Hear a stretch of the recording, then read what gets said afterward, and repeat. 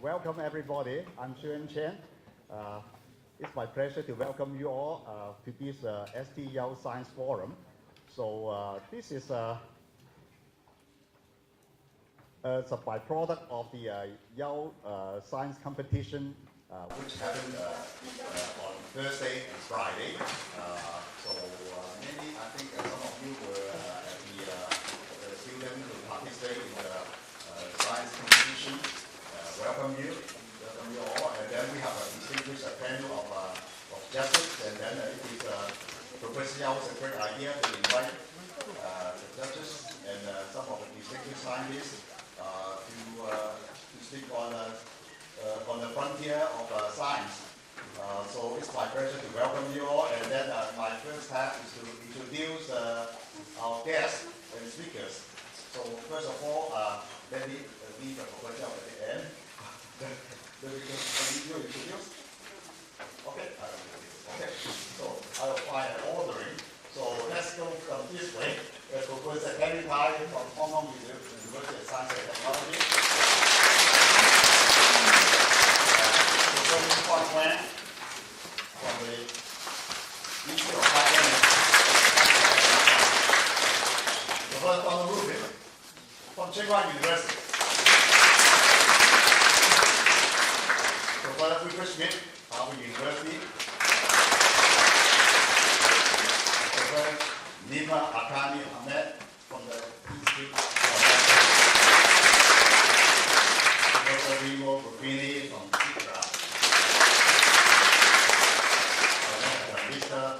Luca Fraticelli from the Italy Council. Mr. Orlando Mendy from the Italy Council. Thank you for Shing-Tung from the Shanghai government. Oh, okay. Without further ado, it's my pleasure to invite Professor Yau to give the opening address.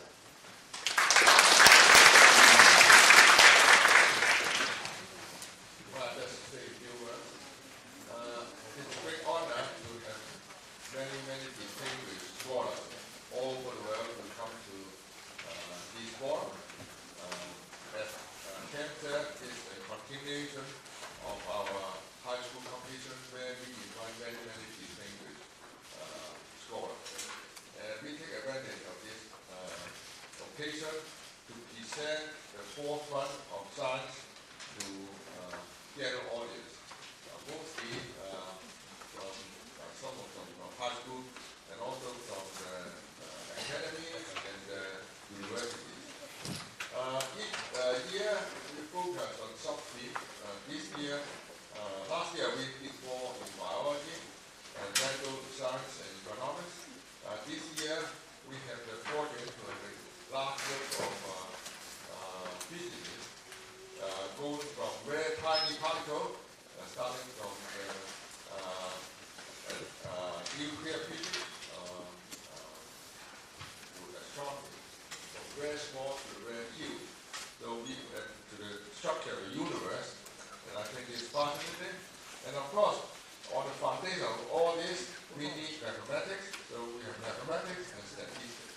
And so these are the major talks that we will listen to.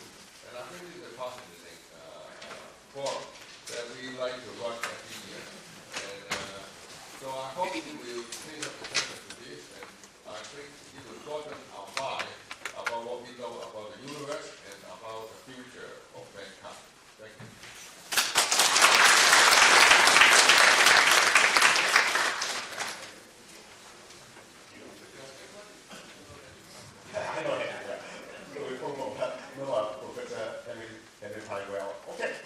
my pleasure to introduce our first speaker this morning, Professor Liu from Hong Kong University of Science and Technology.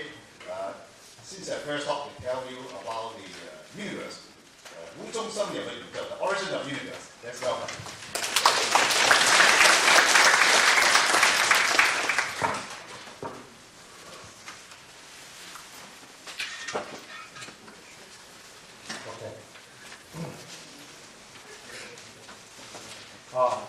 It's an honor to be here, and I'm happy to give the first talk since I'm talking about something earlier than now. So the topic is the origin of the universe, although the title already tell you what the main point is. So universe.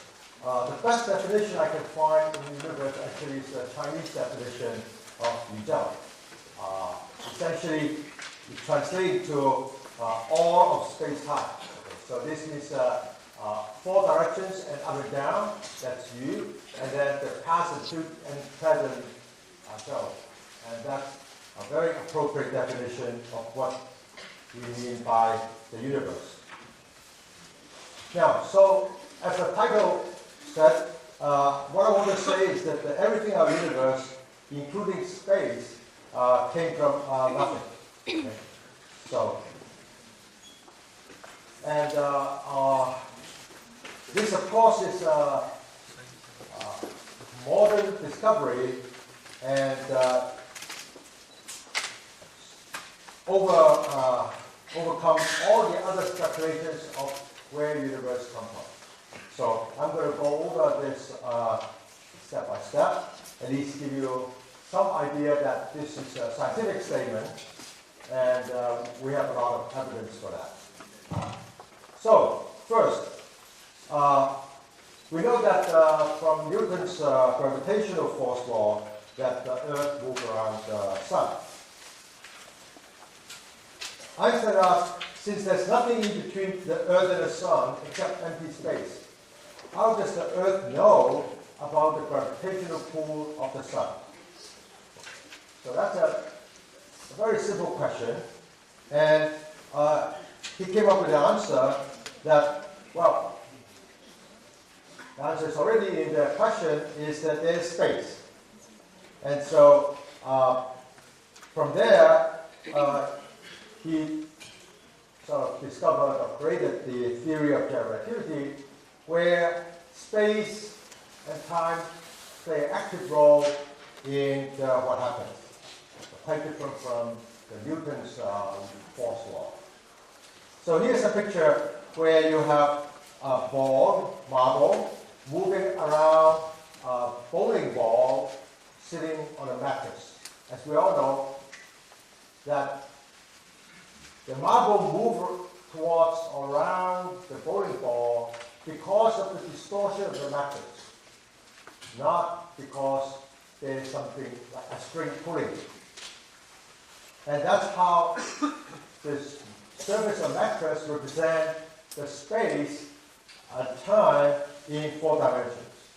And this picture shows the analogy how space and time can play a role in effect on the Earth motion as if there's a force pulling it. And this, of course, explains how the planets move around the Sun. And theory of general relativity also describes space-time as an active player. It can warp, curve, stretch, shrink, and behave in a way which is very dynamic. In fact, even maybe having a black hole, possible. Now, there are about 400 billion stars in our galaxy, so-called our Milky Way. And our Sun is somewhere around the edge. So when we look up the sky, when we see many stars, that's when we look towards the center of the Milky Way. And then some nights, there's hardly any stars, that means we are looking away from the Milky Way. And so we actually can easily tell which direction we are looking at within our galaxy. And there are many galaxies like ours. Ours, Milky Way, is only one of them. There are about billions of galaxies in our universe to the best we know. And our galaxy is nothing special. Now, in 1929, Edwin Hubble made the following observation. When you look at galaxies in different directions, he noticed that the galaxy moves faster away from us when it is further away from us. You can measure the speed by using a Doppler effect here. And this is shown by the picture here. If we are sitting here and then there's two galaxies there, and one is further away than the other one. As the universe expands, the one that's further away moves faster away from us, and then the one that's closer. And when you look at different directions, that seems to be the general pattern. The only explanation is that the universe is expanding, as in this case, the balloon is expanding. With this in mind, all of a sudden, we have an idea that our universe is expanding. So, let me now talk about the content in our universe as of today.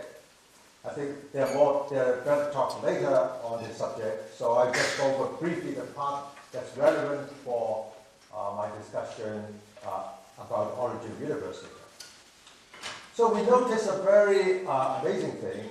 All the matter we know, atoms, light, everything we know constitute only 5% of the matter energy content in our universe. So everything you see here, and when we look at the sky, stars, galaxies, they are only 5% of the energy content in our universe. Then there's about 27% so-called dark matter, which is mysterious. And then the most of the majority is like 68%, which is called dark energy, which is even more mysterious as far as we know today. So that means 95% of the content in our universe is something that we do not understand at this moment. We hope to understand better over time. Now, the first question is, if it's dark, what's the difference between dark matter and dark energy? Both are dark. Well, the difference is that they're guided by the expansion of the universe and how the universe expands over time. So here's a simple example I would draw. Is that consider 3 atoms or 3 stars or 3 galaxies, doesn't matter. 3 objects in a size like this. And as the universe expands, the amount of matter is conserved. So the density goes down. Okay? So dark matter density goes down as the universe expands. And this is obviously clear from our everyday experience. Dark energy is different. Here I draw a blueness, sort of grayish blue, to stand for dark energy. And as the universe expands, the density of the dark energy essentially does not change. So you can imagine a volume with dark energy given density, and if the volume grows by 100 times or 1,000 times, that dark energy density does not change. So from that we can tell the difference between dark matter and dark energy. They have different influence in the expansion of the universe, and we can separate them. So how is it possible that the volume grows while the energy density stays constant? That's the first question I get asked. Well, it turns out Einstein's theory tells us that this is fine, because Einstein's theory can introduce a dark energy and it has negative pressure. Furthermore, it tells us if the dark energy dominates the universe, then the expansion of the universe is no longer power-like but exponential. It means much faster than if there's only dark matter or radiation. So, as the universe expands, we are today here with 5%, 27%, 68% of the matter, dark matter, and dark energy. If we go early in time, then the density of the matter will increase because the volume is smaller, the universe is smaller, and dark energy play less and less role, as shown in this case. But if we go to the future, since the dark energy density does not drop or changes very little, while the dark matter and matter density increases, then we can easily see that at a certain point in time, dark energy dominated our universe. Our universe will be essentially dominated totally by dark energy in the future. This is the picture that we know of today, and how it behaved in the past and how it behaved in the future. So, my main point is that dark energy is measured today, and we know that actually dominates the energy content of the universe. And they discovered that in a number of ways. The first time discovered is that they find the expansion of the universe is accelerating. And that's a clear hint of dark energy. And that's how they discovered it first time. The dark energy is most likely to be the vacuum energy, which Einstein introduced as a cosmological constant, as a number that can naturally fit in the theory of relativity. And then he abandoned it because, for some reasons, he thinks that was the biggest mistake in his career. And now it turned out it come back in a very big way that it sort of dominates our universe today and in the future. So, lesson is, don't admit to make a mistake. So now let's go to the Big Bang Theory. I'm sure everybody has heard about it. So our universe is expanding and is cooling.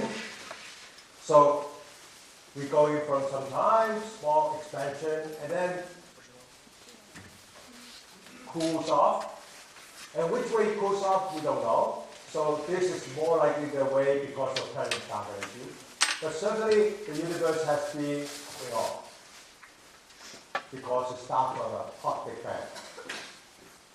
Now, so that means that if we go back far in time, the universe is smaller and hotter. Okay. That's easy to see. And in fact, in the mid of the 20th century, physicists believe that, well, the universe, if it's a hot Big Bang, it can explain why the universe is expanding today. And if you go back, you find the temperature at this time is 3 degrees Kelvin. Okay. So absolute zero will be 0 degrees Kelvin, and that would be minus 273 degrees centigrade. So 3 degrees Kelvin is very, very low temperature, but still it's not zero. And that means that our universe is living in heat bath. Heat is not a thermal bath of 3 degrees Kelvin. So let me shift a little bit to mention about quantum physics. We have described general relativity and what we have observed now. We know another thing in the 20th century, that our universe is guided by quantum physics, which means our wave can be treated as a particle or collection of particles, and a particle can behave like a wave. So this is called wave-particle duality, and based on that, we derive a lot of properties which are in total agreement with observations. In particular, light or electromagnetic waves or microwaves are nothing but a collection of photons. Based on that, Planck, the first quantum effect that's observed and interpreted correctly by Planck is so-called the black body radiation spectrum. So that is, if you have a very hot object, oven for example, or the sun, it would produce a spectrum of electromagnetic wave or photons where this is a very short wavelength and then long wavelength. And for a given temperature, you will have a curve like this. So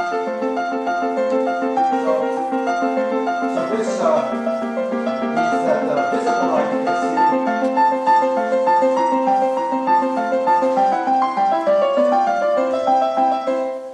Very good. I think somebody really likes the Planck's black body curve. Okay, so that's the visible light. So the sun will generate a spectrum like this. And if it's a cooler object, will have a spectrum like this. And so at every frequency or wavelength, the intensity is totally determined by the curve. So that's Planck's black body radiation spectrum. Now, because there's 3 degrees, then that means that it's a very low temperature, so the wavelength mostly in the microwave part. And 1964, 2 scientists working in our lab who try to study how we can use microwave to communicate. Okay? And they studied the properties of microwave. And in those days, the receiver has to be that size.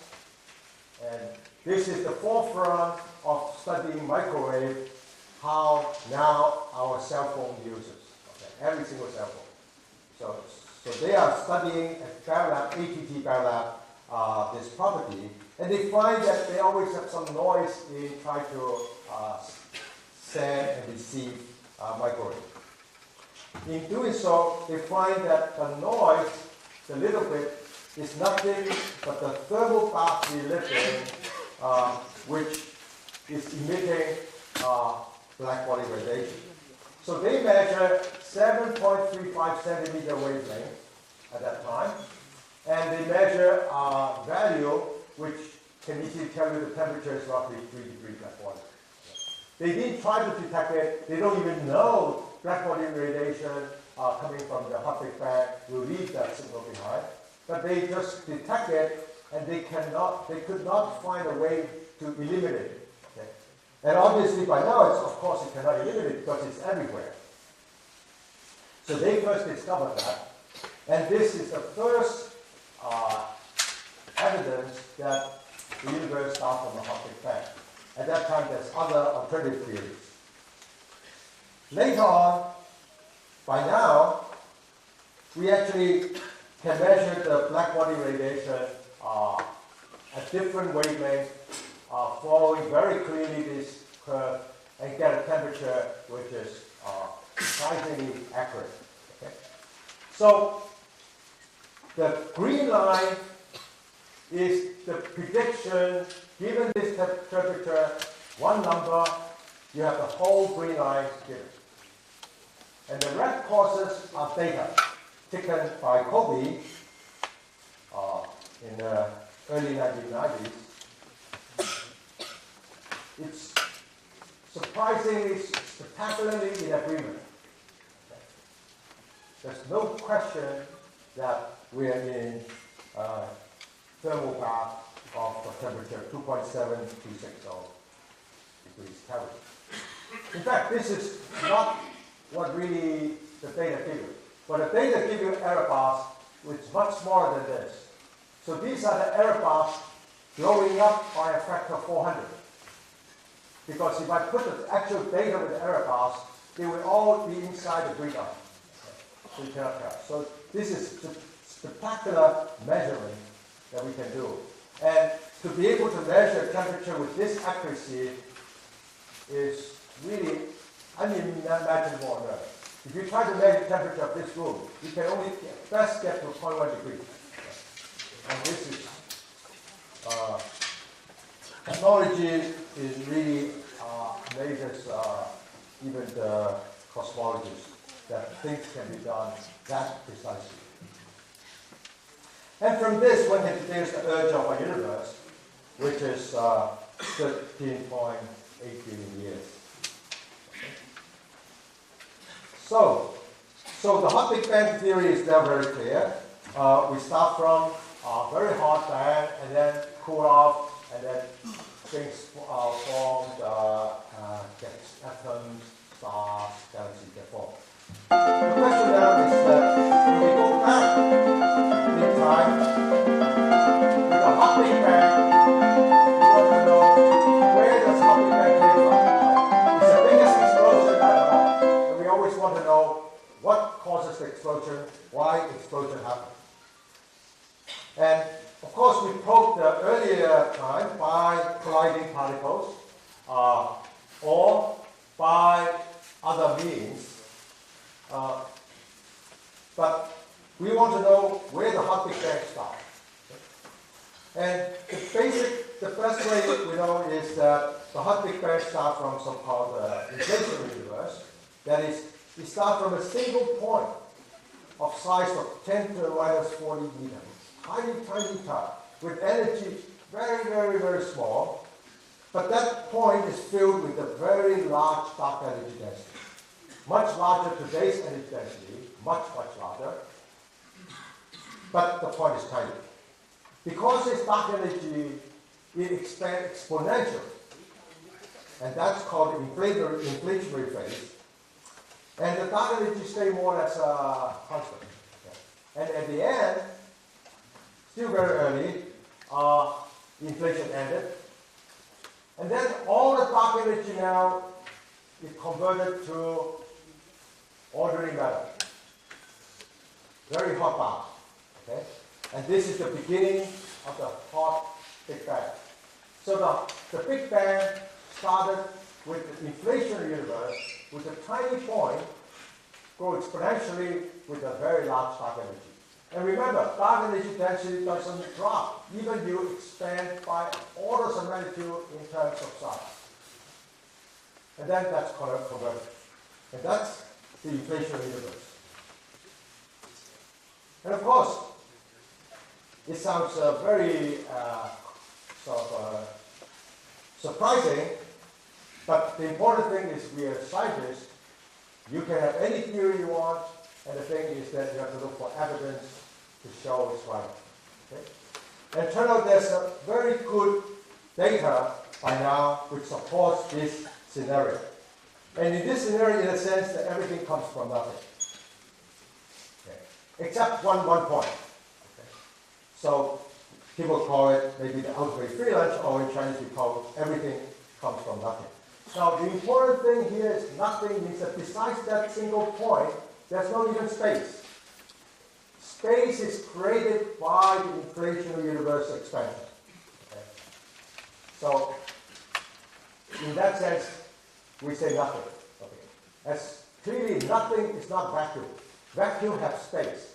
So nothing means not even space. Okay? So, question is, how come, right? I mean, we have nothing, and then now we have all the stars, galaxies, all the matter. How is that possible? Is energy conserved? Well, what we do is we follow Einstein's theory of general relativity, and the result comes out from Einstein's general theory of relativity plus quantum mechanics, which we know are both correct. So, in that sense, we don't have the issue with energy conservation. Although, if you think, you can see that the gravitational field energy is negative, which is different from electromagnetic energy. And so there is you have matter plus negative gravitational field. Okay? So it's totally satisfy the theory that we understand today.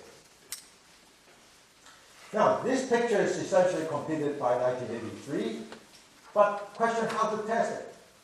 And turn out the way to test it is first we examine this a little bit closer. We find that as universe go through inflationary period, there's a quantum fluctuation.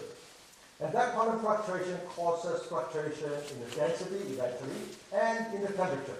That means if you look outside the sky, when we say the temperature is very accurately measured, that's the average temperature. If you look slightly different direction, there's a slight fluctuation. So this is exactly what experiment does. So first, there's 3 satellite experiments, COVID, WMAP, Planck, and they measure the difference in temperature as you look at different parts of the sky. So there they see some difference, and then more accurate and better. Okay, so this is high temperature, the blue is low temperature. So one can measure this tiny difference in temperature is like 1 part in 100,000. But even that they can measure very accurately. So this is the sky essentially, how they measure this. So this fluctuation, first time they notice fluctuations there, and now the accuracy is really, really impressive. You can easily pick up a small town on the map, if this is a map of the surface of the Earth. So taking this, we convert it into a prediction of curve, which in terms of distance scale, different distance scale. And this is the curve essentially predicted by inflation, the blue curve. And then the red are the data points. Okay. So theory experiment are in spectacular agreement. This is so-called Tau spectrum measures these fluctuations in the temperature. So this is clear evidence that the inflationary universe is correct. People are accumulating more evidence now. There's other curves and many experiments now try to further improve on this, and many ways to study the universe. And go to South Pole and over, and we are continuing to explore this in greater detail and hopefully to get it correct. So in the remaining 4 minutes, I will go one step further. We can always ask, where does the inflationary universe come from?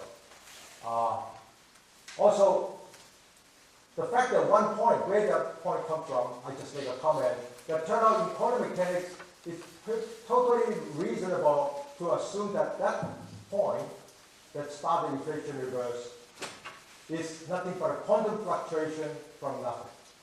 So in that sense, we can have absolutely nothing, and a tiny quantum fluctuation pop out that point, and that point grows to our universe. So we still want to know where does inflationary universe come from, and there's many ways to describe it.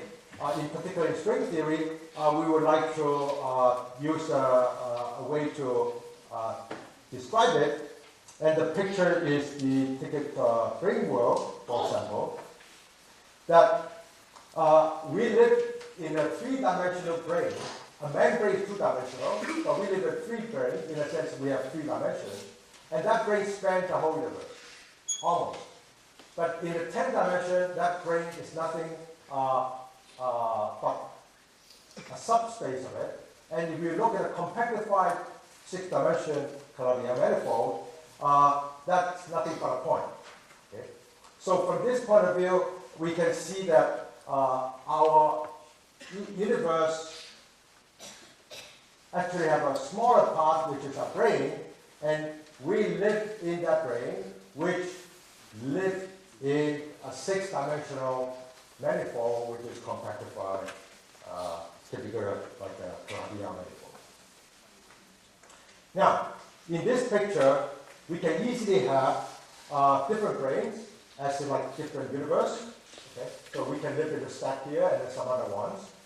And in this picture, we can also say that as brain and some early universe brain and type brain, as they move towards each other, they can generate an inflationary universe. And when they collide, then as if like the 2 points move towards each other like an electron positron light, but this would be very aligned in the Calabi manifold. And in this case, they will generate all the energy that start the cosmic vacuum. So, ring inflation seems to fit the latest data very well. Inflation happens when grain move towards each other, and inflation ends when they collide and annihilate. And the universe is heated by the energy created by the annihilation. And because in string theory everything is strings, all the particles are nothing but tiny little modes of string. But in this way, you can also create a string which is horizon size structure size. And this we call cosmic superstrings, and it's predicted to exist in this particular scenario, and people are searching for it. So, I summarize, everything including space in the universe came from nothing. If you don't remember anything else, at least nothing. You come from nothing. That's all, if you get that, this is good enough, okay? And we have a lot of experimental observational data supporting that. And then, if you find cosmic superstrings, that will provide strong evidence for string theory and inflation universe scenario. So let's look for the future. Thank you. Thank you. Okay, let's say any short question, you can spend 1 minute or something. Okay, over there. Not only space-time tell how the matter moves, but the matter tell space-time on curve. Of course. Absolutely. Even more, the space-time create a particle and a particle. I believe also a particle and a analytic space-time. The universe evolution is a consequence of the combination between two. Let's put it in a philosophical way. If you look at space-time matter together, this entire total quantity is nothing. Even if separated, it's nothing. Thank you.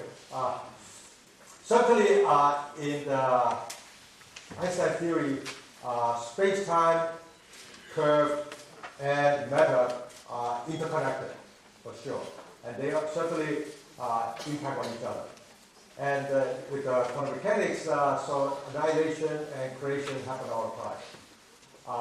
So we just follow the known physics laws, and the result is derived and then checked by experiment. Now, beyond that, I don't know. So, Okay, thank you. That's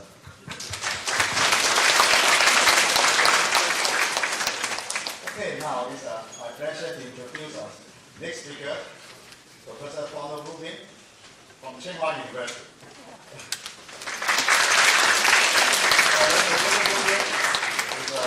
Will speak on the electric path of the field of modern physics, which I believe play a very important role.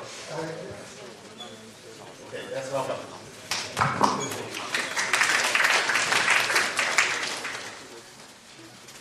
Well, thanks very much first to Professor Yau and the other organizers the invitation to participate in this event. Okay, I find very exciting and stimulating.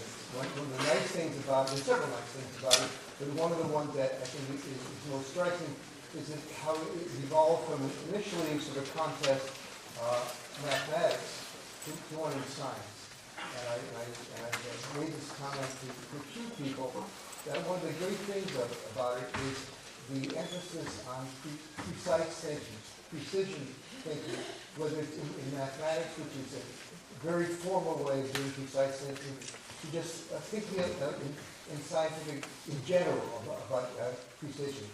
And that's particularly important, I think, to the topic I'm going to talk about, which has to do with statistics, which is a very applied field.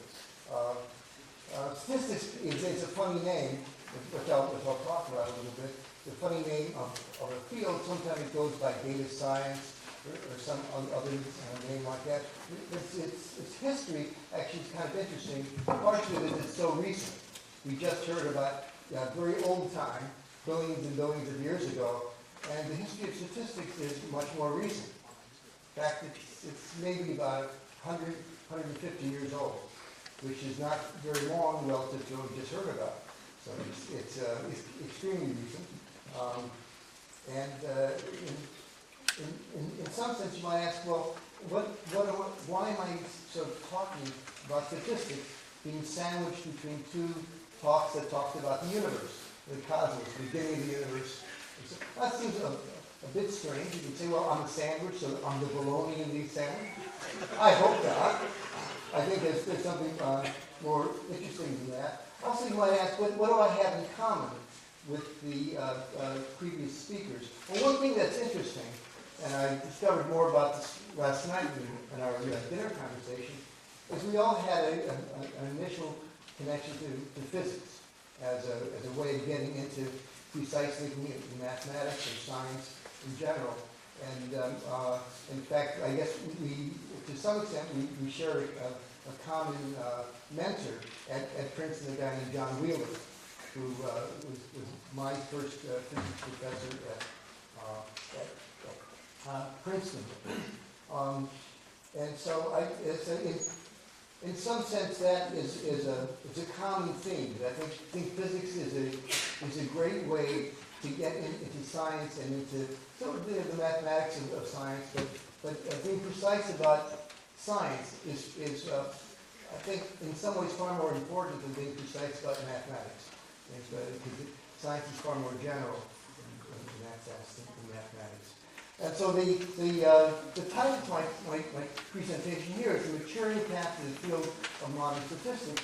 And so I'll go back not very far, not to the Big Bang, but much more recent. In the old days, what was the original meaning of the word statistics? Well, statistics means just some function of data. That's all it really means. And so how can you have a field that's defined that way? It sounds rather odd, especially after hearing this initial talk about the origins of the universe. How can you worry about some function of the data? That doesn't sound like much of a field.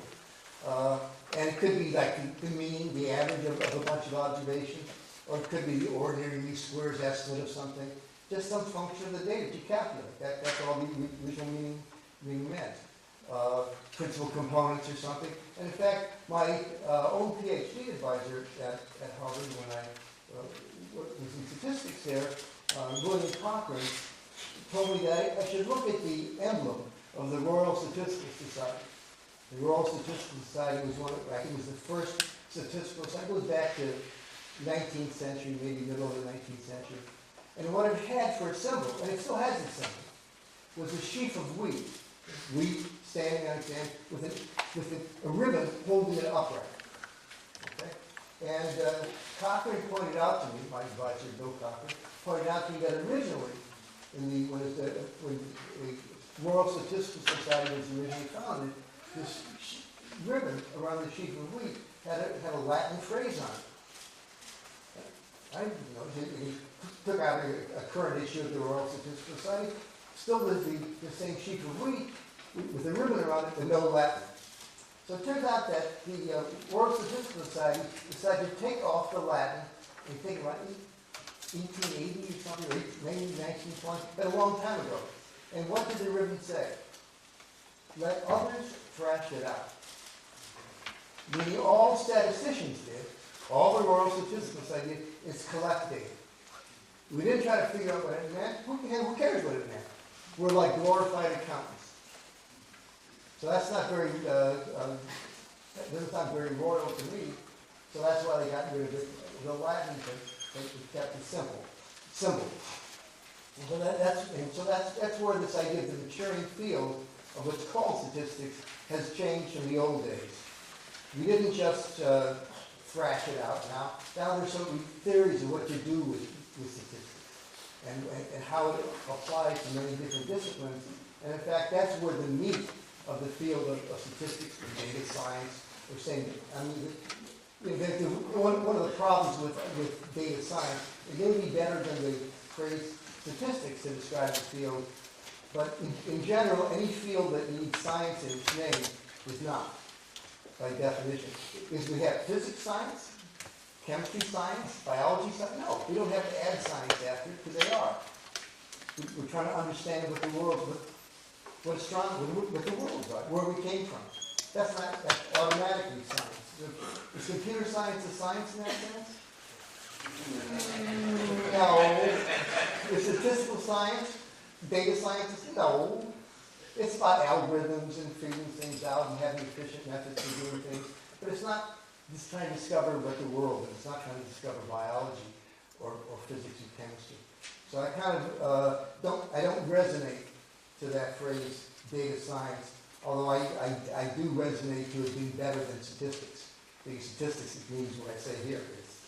It's just a function of the data. So why would you study that? In some sense, so from the beginnings, it was just glorified accounting. Let's get all the columns right and make sure everything adds up to the right numbers, and then. But the world changed a little bit, and there's a transition in the late 19th century, and there's some mathematicians started entering. They got the mathematics. Mostly came from probability, from gambling. The idea of fairness in the idea of fairness in games, drawing lots, that goes back to biblical times. And we can find all sorts of phrases in the Bible or prior to Greeks, all these ancient cultures from thousands and thousands of years ago about being fair. And if you want to do a fair game, you drew lots in some way by drawing something. They didn't use the phrase at random, but that's implicitly there. So this is very, these ideas are very ancient. And Steve Stigler is one of the specialists in the history of statistics, and I can't compete with that at all. That's not what I do.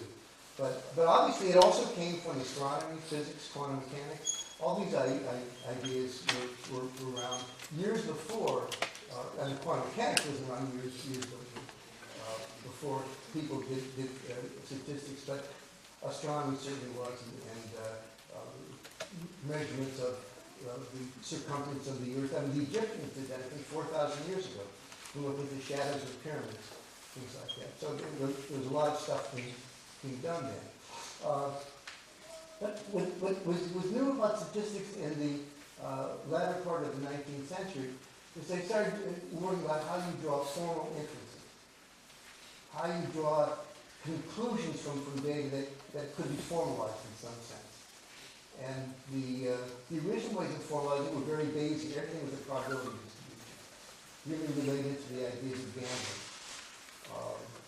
And so they draw conclusions from what is real, from samples, from data.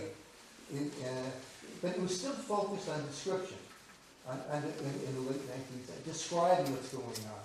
So very, very much like the World Statistical Society, we just collect it or we describe it. It's a little bit more sophisticated than just collecting, but we still just describe it.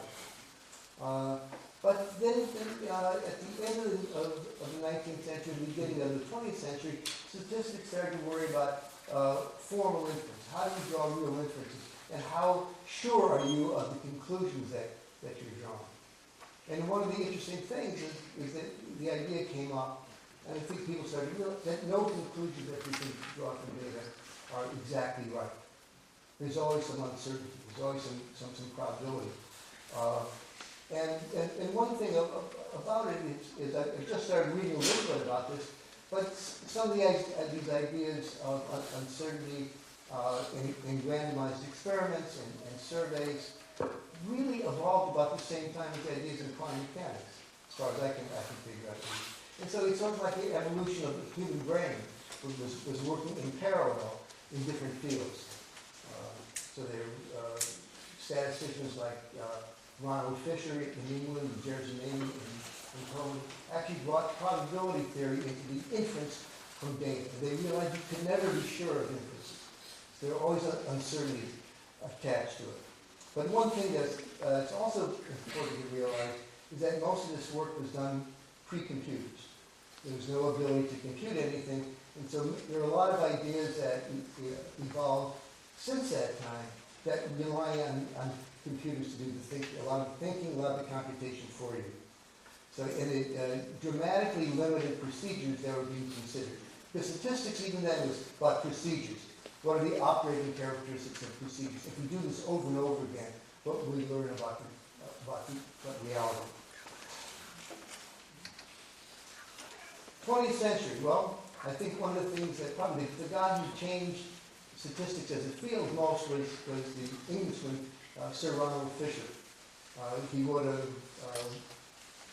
famous textbook, Statistical Methods for Research Workers, published in 1925, and Design of Experiments in 1935. And he developed a lot of the mathematics underlying these concepts.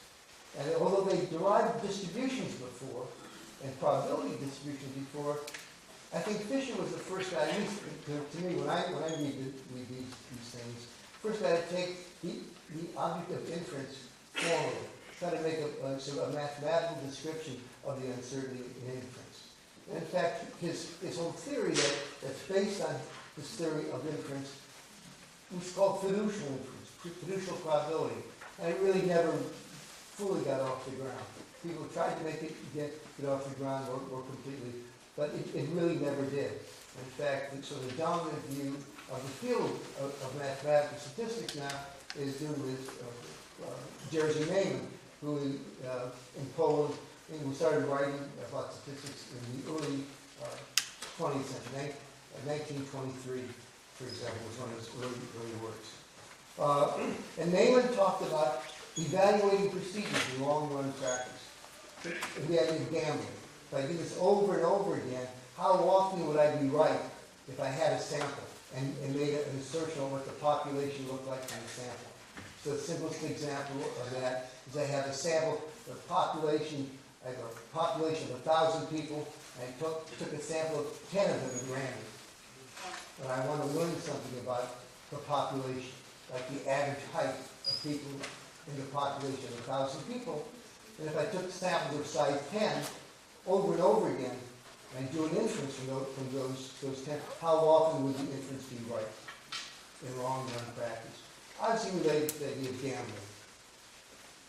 But because they couldn't really compute anything, they relied largely on asymptotic inferences. Because you can't do any good computation, asymptotic means you assume the sample size is very large. So even though a sample of 10 from 1,000 doesn't sound like very big, all the mathematics that was being done was, well, let's pretend 10 is infinite.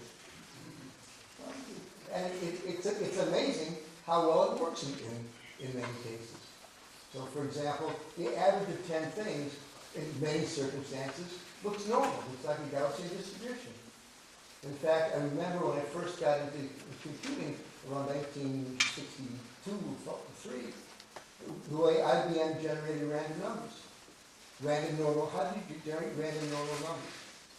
When you took 10, assuming you had to be able to generate uniform numbers, you took 12 uniforms, added them together. And that became normal. It's easy to generate uniform numbers. You just multiply two huge numbers together and took the last digits. That was where they generated random numbers. Which two numbers you multiply together depended upon the number of bits in the machine and other sorts of things to get the maximum length. But they relied on asymptotic theory, large sample theory, and it sort of worked.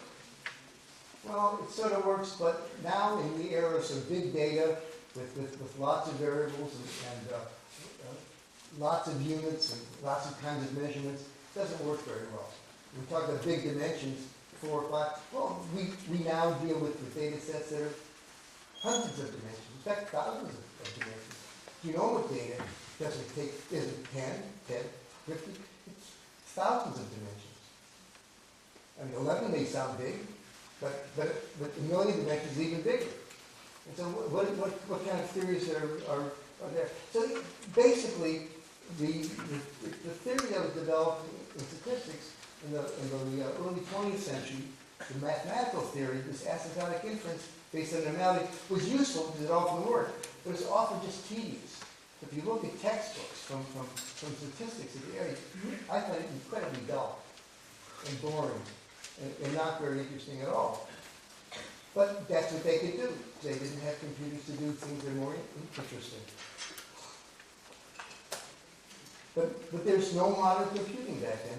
The second half of the 20th century was very different. The second half of the 20th century, computers existed, and they started doing explosion of focus on algorithms. Some of them were algorithms, for example, doing maximum likelihood estimation. You try to iterate to find the maximum of a function. That's relatively easy. Well, the second half of the 20th century also saw other kinds of algorithms. Algorithms are now called Markov chain Monte Carlo, or simulation algorithms, where you try to simulate distributions. And a lot of these distributions go back to work that was done at the end of the Second World War on like people like Petrobras worked with the von Neumann. I mean, these people worried about algorithms for simulating nuclear explosions, weapons.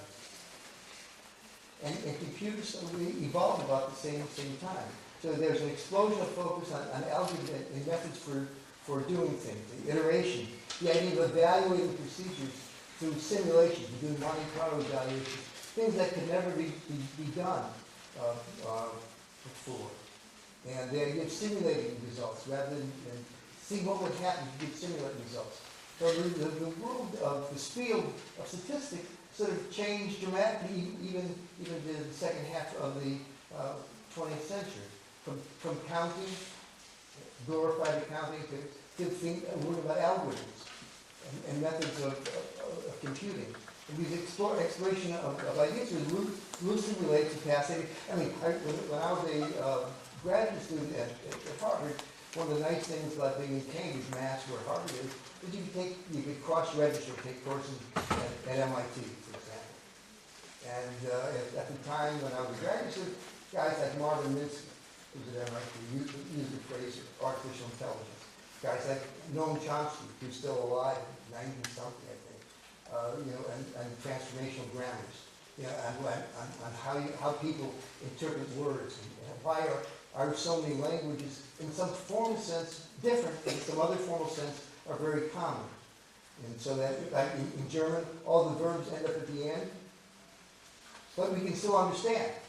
So, and how do our minds work when we understand these different languages?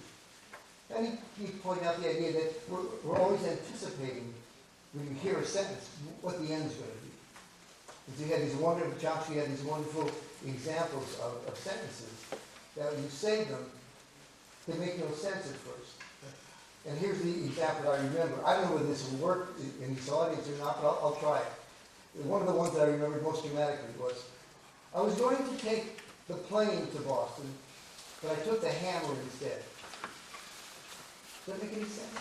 I was going to take the plane to Boston, but I took the hammer instead. Okay. So how many meanings are there for the word plane? There's airplane. Is there another meaning to the word plane? Plane like P-L-A-I-N, simple. That's not the meaning here. How many have heard of a tool called a plane? It takes, at the end of a door, for example, shaves off just a little bit of wood to make it so it'll fit. The door's too tight, so you take the door off and you plane the top of it. That's called a plane. Spelled the same way. I was going to take the hammer to Boston, but I took the plane instead. So why is it such an ambiguous sentence at the beginning? It's because we're expecting to hear what the rest of the sentence is. Our minds don't work in this linear way where they work we're predicting everything that's coming up in the future.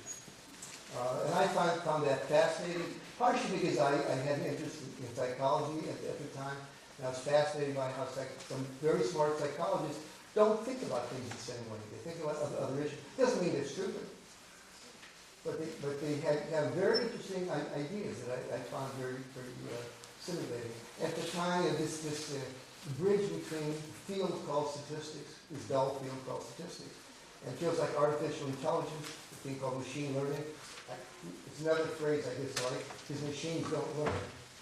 You can program them to act like they're learning, but they're not really learning. Neural nets, deep learning, and all these ideas are related to this area called data science. And when people ask me questions like, what's the future of statistics as a field? In some sense, I don't care. The ideas are important, the ideas of precise thinking, of using mathematics to bring precision to whatever you're studying, that's important. But the field is called, not that important. So what's the future look like? Well, the future, I think, involved areas of application. In the early years, there were gambling, astronomy, accounting even. Later years, agriculture. In fact, all the work on experimental design that Ronald Fisher did and that Jerzy Neyman did were really related to agriculture, fertilizer, animal breeding. How do you get practical results from animal breeding? And then later, got into business, manufacturing, quality control. And in fact, after the Second World War, when the West decided to try to rebuild Germany and Japan, they sent statisticians to Japan to teach them how to do quality control, how to do industrial things. And since 1951, the guy named Edward Deming, who was a statistician, consulting statistician in New York, who worked at Yale University, and they sent him to Japan. And since the first Deming medal in quality control and experimental design was given in Japan in 1951.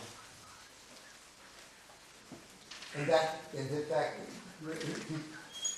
that revolution is accredited with why Japanese cars became so reliable. Because they did the experiments correctly. The U.S. was building these big hunks of junk that fell apart. And Japan started to build cars that were competitive with the German cars. And that was they treated it because of statistics, the field of statistics, quality control, experimental design. More recently, statistics has been applied in the pharmaceutical industry, medicine, epidemiology, education, even law and in social policy now, in political science. It's applied in many areas that are, and all these areas have the potential for immediate application. And and even from genetics, from Darwin and Fisher to zebrafish, I'm told.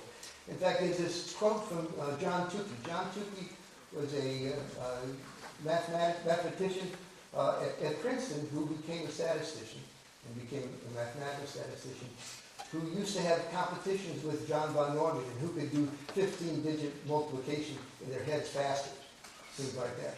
Kind of goofy contest in some ways, but they were both very proud of their ability to do internal computation. And apparently Tukey could do some things that von Neumann could never figure out what it was. And I think it was, as the story goes, when I was at Princeton, I knew Tukey pretty well, so that Tukey could do two such computations at the same time, independent. And von Neumann could never figure out how the hell he did it. It seemed to be remarkable. And apparently Tukey could separate the two halves of his brain. And one directly worked on one problem, who knows? And so, but Tukey has this wonderful quote. So why did he turn from mathematics? And he was a good mathematician, I understand. He invented things like fast Fourier transform.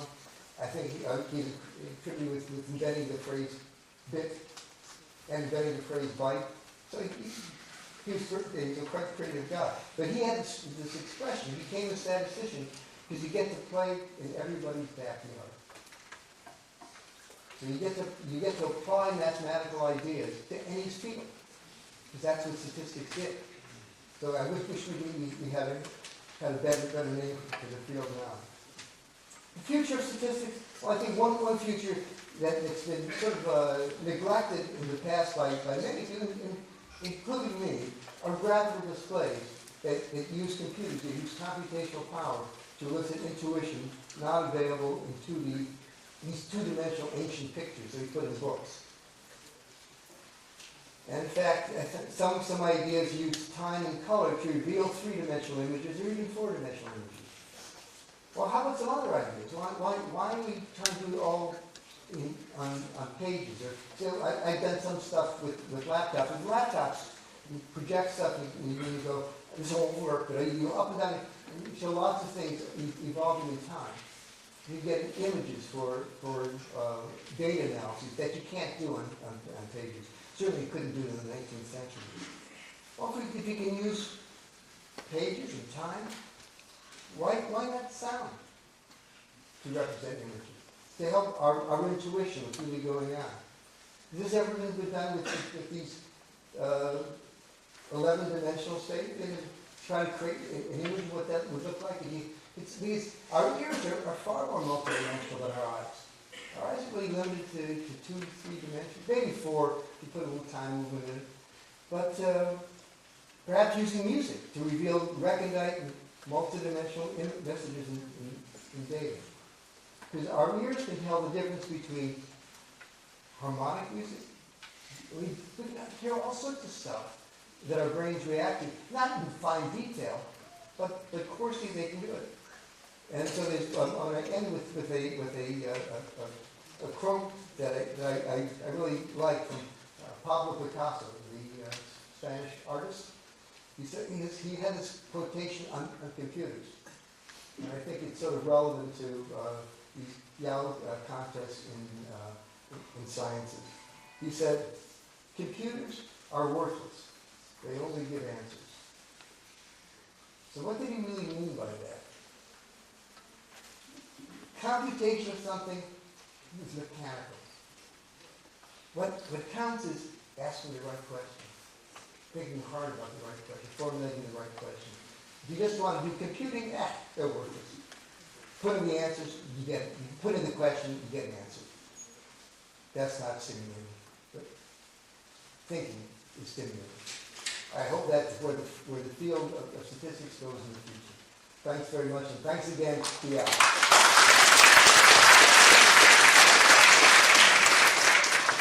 Thank you, Prof. Just 1 minute.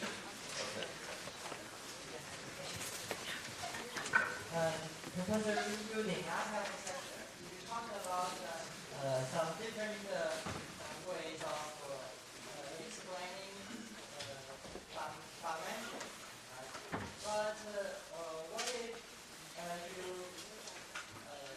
extract, or let's say, what if we have infinite dimensions that can be extracted in just precisely different colors, or just you see,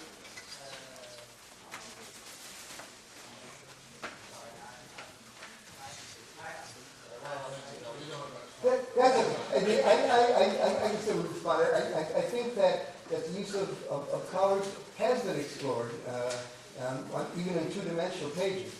And in fact, there's no doubt that colors are very beneficial for helping you. In fact, the earlier talk, we showed that, right?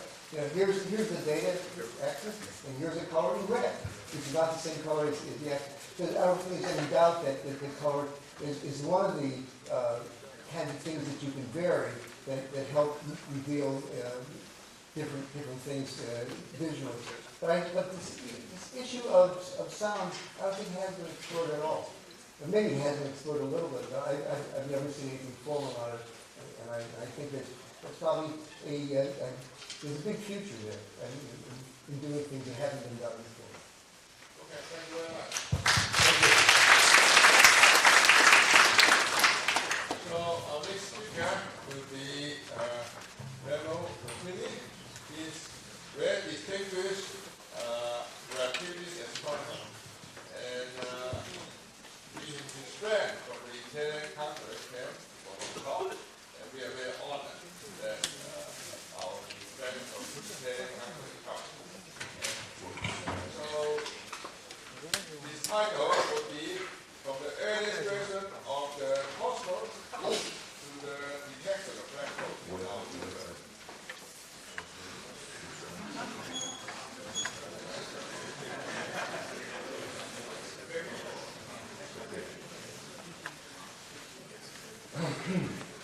Well, it's a great pleasure to be here with Professor Yau and so many young people present, and people also were in their mind some historical but let's go to the point.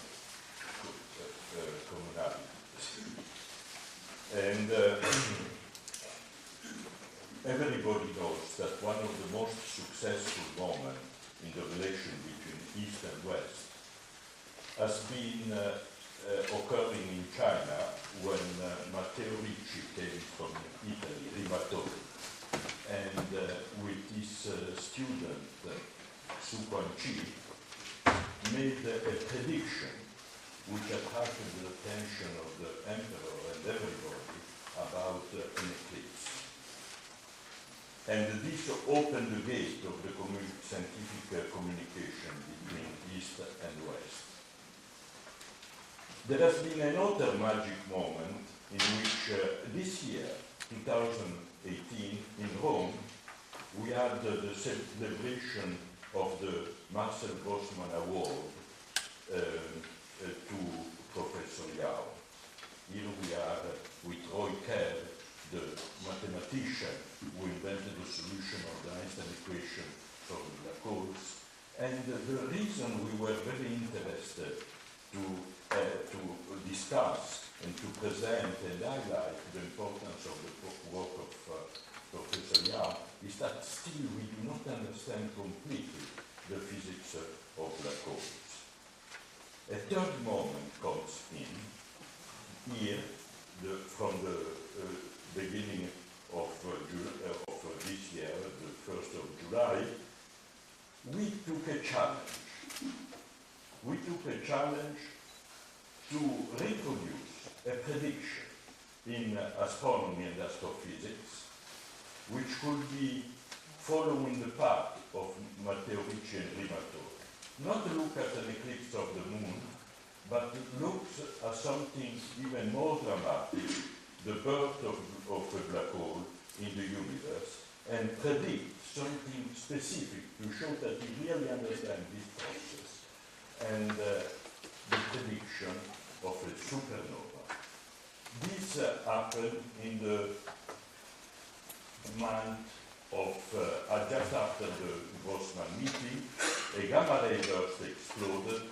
We presented the theory of the gamma ray burst after the Grossman meeting, and the explosion happened on the 27th of July of this year. From our understanding, we predicted that on the 15th, between the 12th, 13th, 14th of August, a supernova should appear in the same place 10 billion light years away from the Earth. And we decided to check this here with Professor Yau at Yau Institute. It was a success.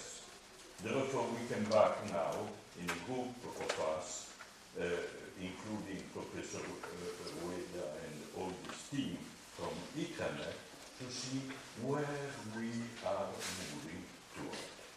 Well, okay, these are the key points of our activities, therefore the past, Yau present, and what we are going to go in the future. Well, I have to go fast. I had the fortune in my life to live through some historical moments, and I would like to punctuate this development with some instant of my life. Some of these have been happened here in China, and this is a beautiful picture. We have just heard the word of recording John Wheeler. Well, this is a picture which was dedicated to me by John Wheeler in 1968, which was the moment in which relativistic astrophysics was born. And this picture represents more than just an instant. It has on the left Albert Einstein, who predicted general relativity. And general relativity for the first 50 years was waiting for something to happen to become relevant. The first 50 years, the equations were fantastically complex, difficult to understand, but there was no observational evidence that they were interesting from the astrophysical or physical point of view. Of course, the pulsation of the periodium was there. Yes, the bending of light was there, but there was no evidence that there was something really dramatically central to general relativity. Here, in between, there is a transition. It's Hideki Yukawa, who really gave a point with the microphysics to be real. The pioneers. This was dramatic. But then on the right, you have a dreamer. You have one person who has inspired many of us, John Wheeler. Therefore, from the initial idea of Einstein to the reality of the world, to the dream of the universe, introduced, incepted in many of us by John Wheeler. And let's look a moment. Where the transition from the idea in Nietzsche, in the Einstein equation, to reality, to astrophysics happened in 1968, when in the Crab Nebula was discovered a pulsar. And this is the same Crab Nebula seen in the previous picture from Hubble telescope. Here at the center you have these two stars, this Hubble. Let's see.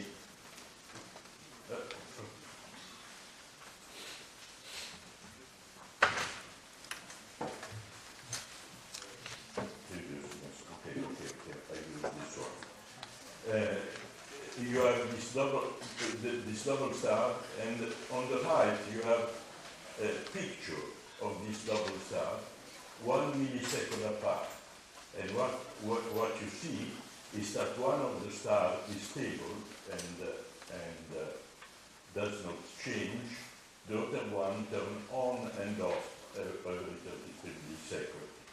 This was dramatic because it proved that inside the Crab Nebula, inside this object, the origin of the energy of this supernova comes from an object which is very compact, a neutron star of 10 kilometers in radii, of mass bigger as the Sun, rotating, and the most important point from the point of view not only of astrophysics but of general relativity, for the first time, a very strong effect of general relativity could be possible.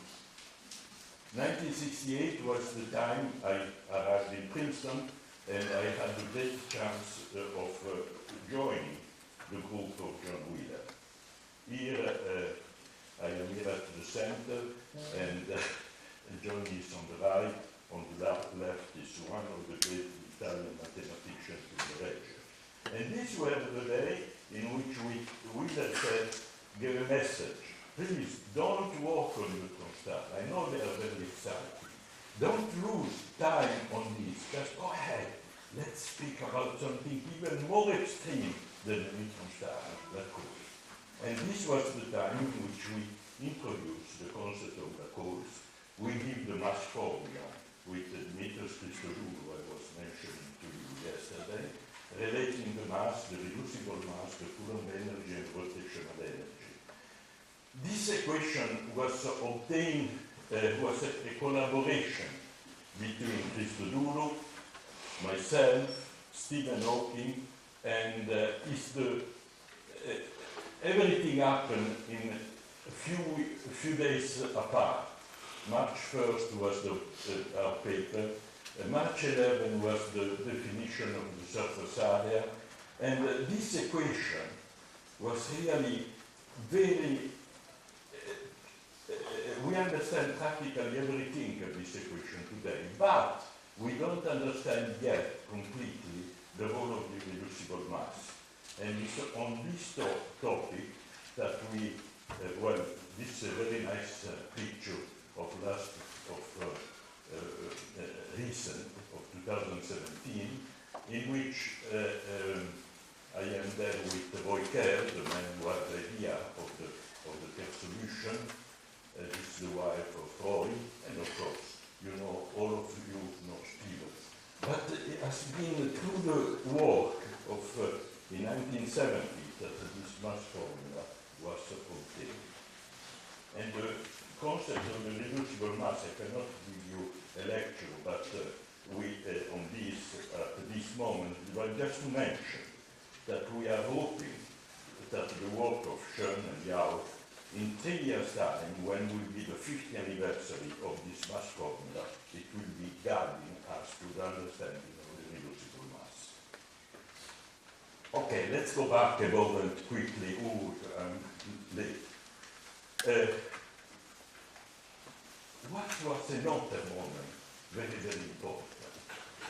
The very moment very important was the moment in which Riccardo Giacconi sent in the sky the first X-ray telescope. For the first time, we could look at the universe in the X-ray up from the Earth's atmosphere, and looking also for the possibility of detecting the first black hole, Cygnus X1.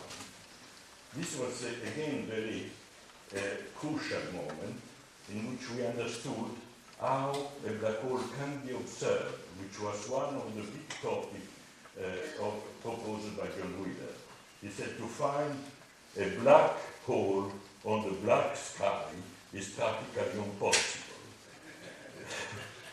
But what happens is that a black hole can exist as a companion of a star.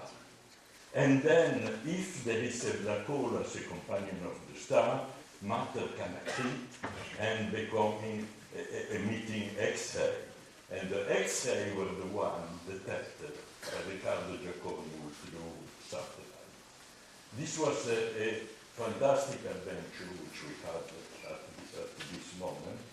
And of course, when the CNX3 was discovered, and finally we were awarded some prize. I was awarded for the first observation of Cygnus X1 in our galaxy, and in 1973. But just after, in 2002, you just wait. It's like a little bit. Don't take the first prize, just wait time, and then a much bigger prize came to Riccardo Giacconi with the Nobel Prize for the discovery of this X-ray astronomy. I like to show you well, this is the first time I show here in Rome, in the physics department, we have the tradition in one of the rooms to have people just write something on the wall. Now we have a wall filled with some hundred signatures. Here there is the signature of Minobu Oda, who founded X-ray astronomy in Japan. This is a drawing of John Wheeler. The universe, you taking conscience through the human being of his existence. Fantastic message, Johnny Quinta. And then a few, not few, 89. In 92, Riccardo Giacconi came and he said, he was challenged. Yes, it's true. The universe takes conscience with the human eye. But if you have the X-ray mirror of the Uru satellite, then you can look at the universe much better. And he signed 10 years before taking the Nobel Prize. Well, I'd like to share with you the deep meaning, not only of technology improving, but also this universe, dramatically, which takes conscience in itself.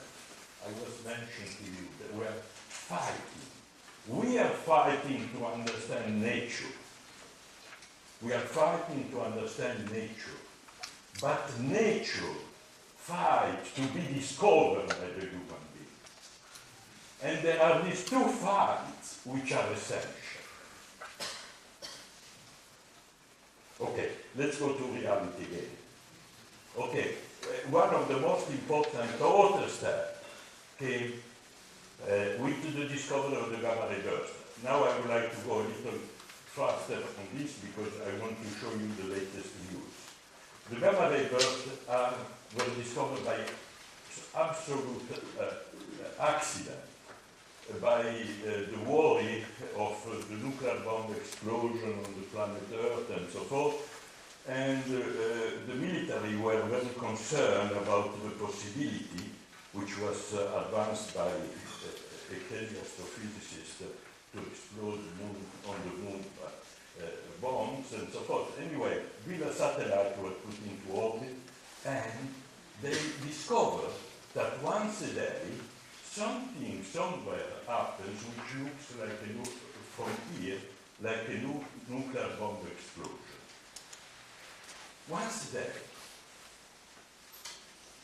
They look like nuclear bombs lasting of the order of seconds from the satellite, but where they come from? They are not from Earth, well, maybe from Mars. And the debate was on and on. Well, a long discussion happened, and I don't want to go through the history, but this has been the understanding of the gamma ray burst has motivated the largest effort ever in looking at the universe. From the Villa satellite, the big gamma ray telescope from US was developed, and then from Italy, Italy and Netherlands, the Beposat satellite, a long story, and then many other efforts we presented during this week also. It was finally understood that this object, which looks as a nuclear bomb explosion on the Earth, they come from billions of light years away. 10 billion light years away. They are the most energetic objects ever seen in the universe. And this field has become very central, even here in China. Finally, China has one of the telescopes in this family, and I don't know if Nanzan is here, but in this family of great missions, there is also today a Chinese mission of operators. What we have been understanding is that the gamma ray bursts are a moment emitted in the evolution of binary stars. And binary stars evolve in time. A massive star, the more massive the star is, the faster it explodes. The sooner it explodes, and then the first explosion creates a neutron star. Then you have a binary system from a neutron star and a companion, and then accretion, and then finally the formation of the black hole, and then from system of this kind you can form two neutron stars, and two neutron stars can evolve themselves again by emission of gravitational wave to formation of black hole. Okay, this excites us tremendously, this evolution that we are really understanding all over the universe. These sources are so enormously powerful that we can see them all over in the universe. And therefore it's a way to explore the universe through the gamma ray burst. And let's go back to that now, and also about simulation. This is a point which has been motivated by you, on which I would like to insist. We are seeing today a gamma ray burst, today, with a satellite. We realize that this object is at 10 billion light years in a past light cone. but people would like to see a picture of this object. How can we have a picture that we see the photon arriving today? Can we, thanks to the largest computer today available, reconstruct the moment of the collapse which gave origin to gamma ray bursts which observed today after 10 billion years? Okay, these are the simulations which we have performed, and Olga Gueda has been presenting here on a star, on the supernova exploding, accreting on the neutron star, and this is the moment we can take the photon today arriving, reconstruct with Einstein equation, with all the theory, with all the enormous amount of data, and show exactly like the object was 10 billion years ago which created this object. And then let's go to the prediction. When we came here on this background, we predicted that a gamma ray burst of the 27th of July would appear of a supernova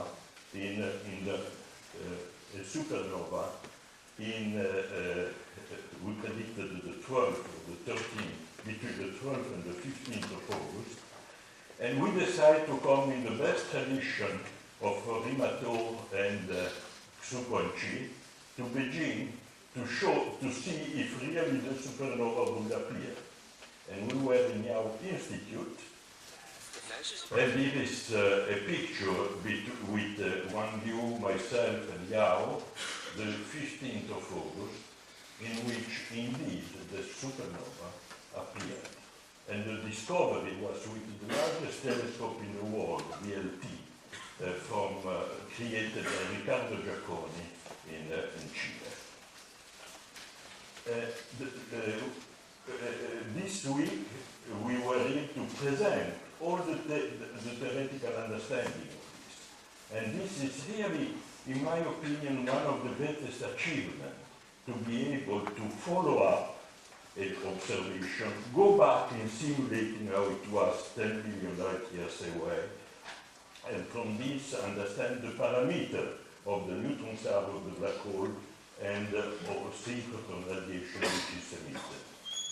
But this visit brought up also to another topic, a new topic, which is very, I will have a few minutes to touch on another topic which is as exciting as the one of the black hole which we are going through in this hours.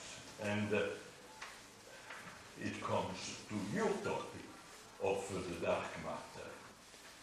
I think this has been one of the most beautiful result ever of astronomy and astrophysics, from the rotation curve of galaxy, and we dedicated this to Sicilian. You will have the study of Sicilian of the galaxy. You can see the records of the presentation.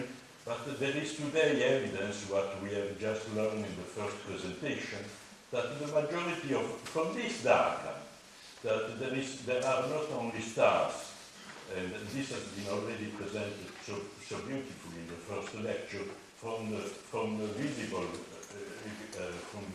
star, but there is also from this difference the possibility that 90% of the matter of the galaxy is different from the one of baryonic matter. We have studied this dark matter equation, but we are also today seeing a possibility, because there are fantastic data of objects which are transiting in the center of our galaxy. And one of these are the latest data from a transit. What this has to do with the dark matter?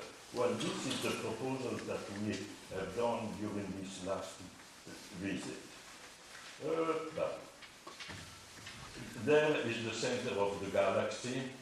There is an object flying by. Then we can determine that here there is 4 times 10 million the dark object sitting in the center of the galaxy. And what we are proposing is that this object is not only a condensation of matter, but very likely is a dark matter concentration. And this is really the frontier which we started. Now, all the technical details, this week, during this visit that we made, and as we hope very much, and this is again at the Yau Center, I think we understand that very likely is not only black holes are very exciting, but there is another field which is really surfacing, which is the one that we heard in the first talk of time, the dark matter. And there is even the possibility that in the center of our galaxy there is not a black hole, but it's one of these objects. And the data are becoming so fantastic. You see, these are the largest concentration of radio optical telescope, VLT, watching in the galactic center. It's very possible that there is this new physics of dark matter concentrated, even more extreme and more beautiful than the black hole. Well, it's very exciting to be in this room. Not only for the joy to be with Professor Yau and so distinguished people, but to me it's significant even more. Because when I came to Beijing for the first time in 1975,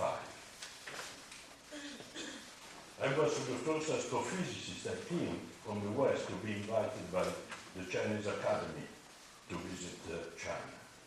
It was a fantastic experience. World is changing. I was really, your talk stimulated me. This one was not there. The next building was in old world at the period of the Cultural Revolution. The person who invited me was Chow Pei-Wan.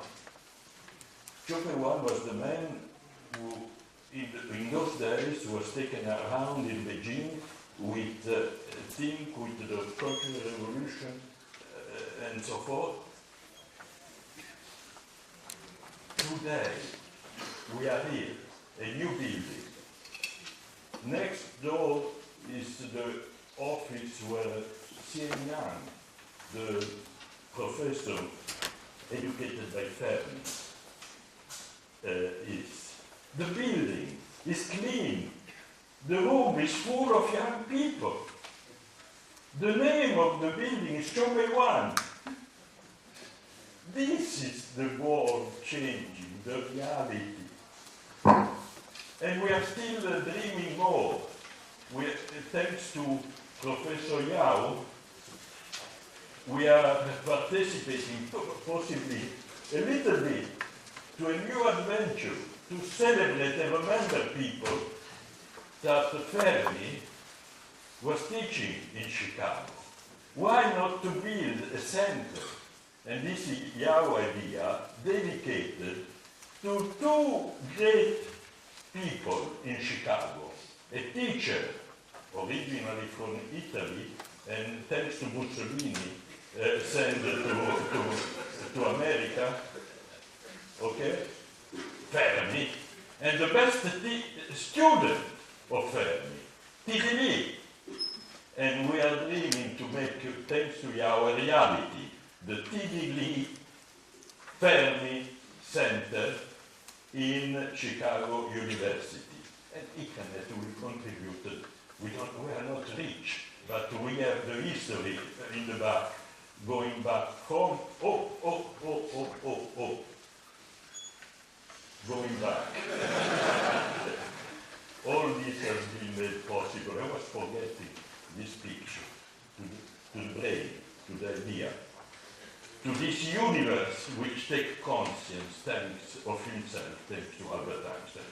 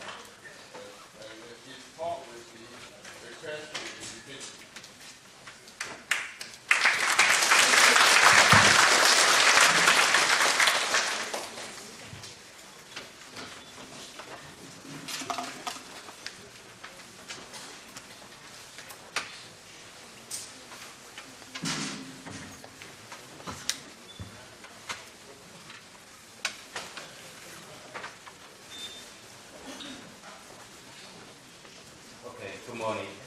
Thank you very much for the invitation. Thanks to Professor Yau. So I'm going to talk about the quest to infinity. So we all know that particle physics is that you're looking at infinity small. It is actually a continuation of the quest to the infinity small from molecules. There we understood the chemistry, and then we have atoms, and by then we have condensed matter physics, and then we have the nuclei. We developed the nuclear physics, and all the way up to the quarks and electrons, and we have particle physics.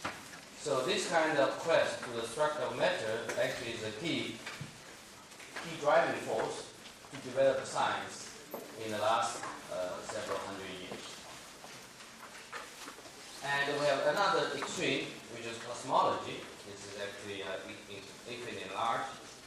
So the cosmology actually is a continuation of the quest to the infinitely large, from planets, solar system, stars, galaxies, clusters, all the way up to the universe. So now we all know this picture, and the universe came from this Big Bang, and the physics laws actually driving this Big Bang and all the way up to here we are today is actually the same. So although we still don't know some of the physics really at the very beginning of here, but the study of the cosmology is actually following almost exactly the same science behind it. So particle physics actually is very much needed to understand the origin, the evolution, and also the structure of the universe. So these large and small, they are very much correlated, because particle physics, we are looking at the infinite small, which means that we have to look at the inner structure and to break it. And once you break, you need a high energy. You all learn some kind of quantum mechanics. So you know that going to high energy, you will go to a smaller structure, you need a higher energy. And the high energy means a higher temperature, and this is actually the universe. So they are very much following the same physics law. So how to study physics, particle physics? Well, I mean, you look at the infinite small, you originally you have tools of optical microscope, and you look by eye. Once it is too small, the object, the wave of photons, the wave of the light is larger than the structure you like to look at it, then it's not working anymore. So you need to use the smaller wavelengths of the object, of the tools to look at the objects. So this is electron microscope, and you all know that the waveform of electrons is much smaller than the wavelengths of the light. And once this electron energy is not large enough, then you need accelerators. So it's the same thing. You use your tools, you smash your objects, and you look at the inner structure of your objects.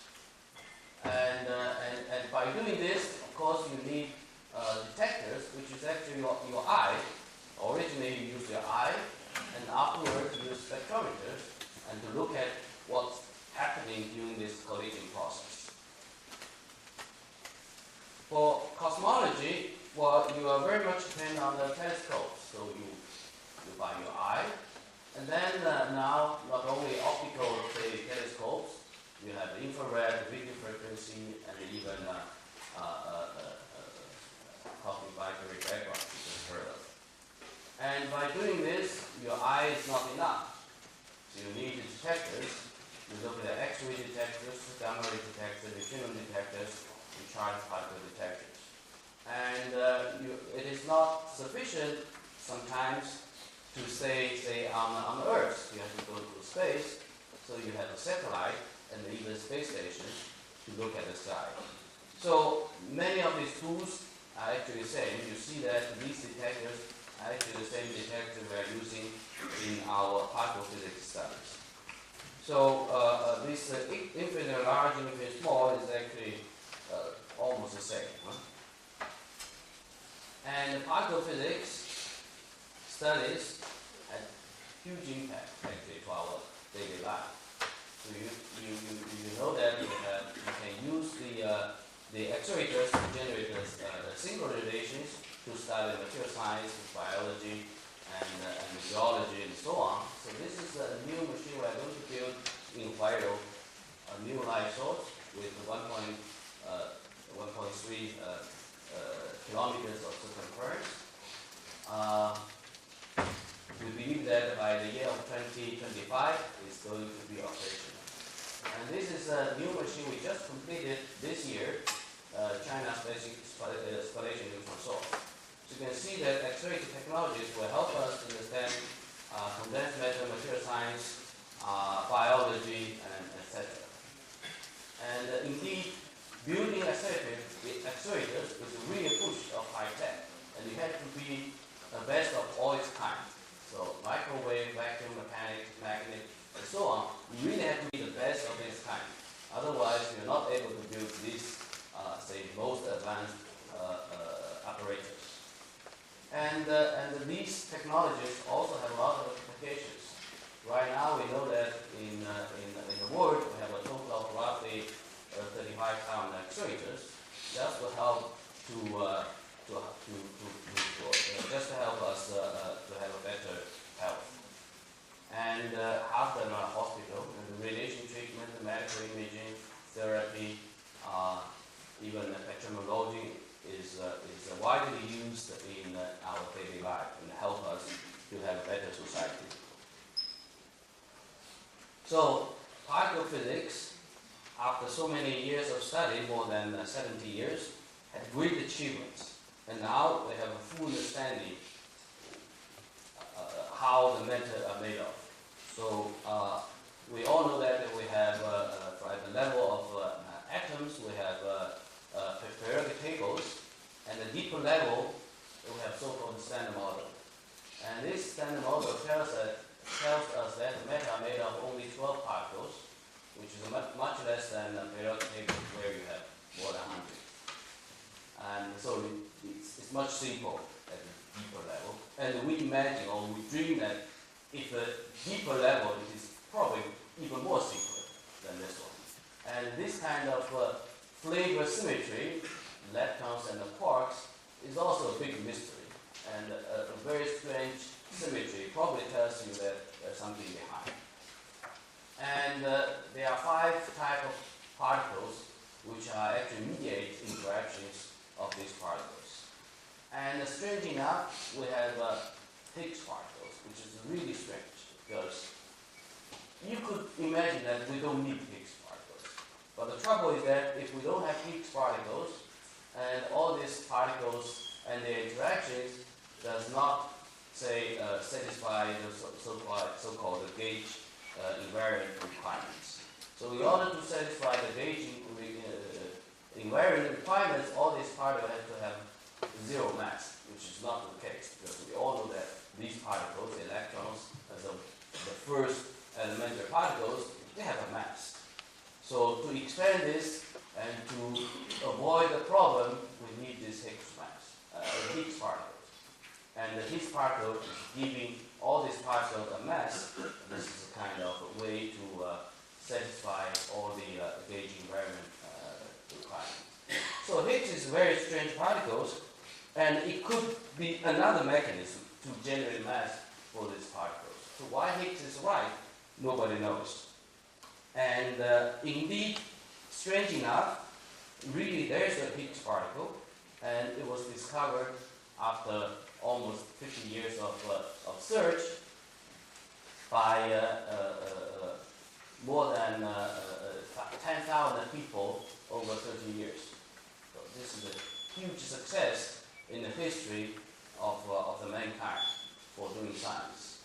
And you probably heard that in the year of 2012, when Higgs was discovered, there were thousands of media reports. And in this process, in addition to scientific effort, there are a lot of social impacts.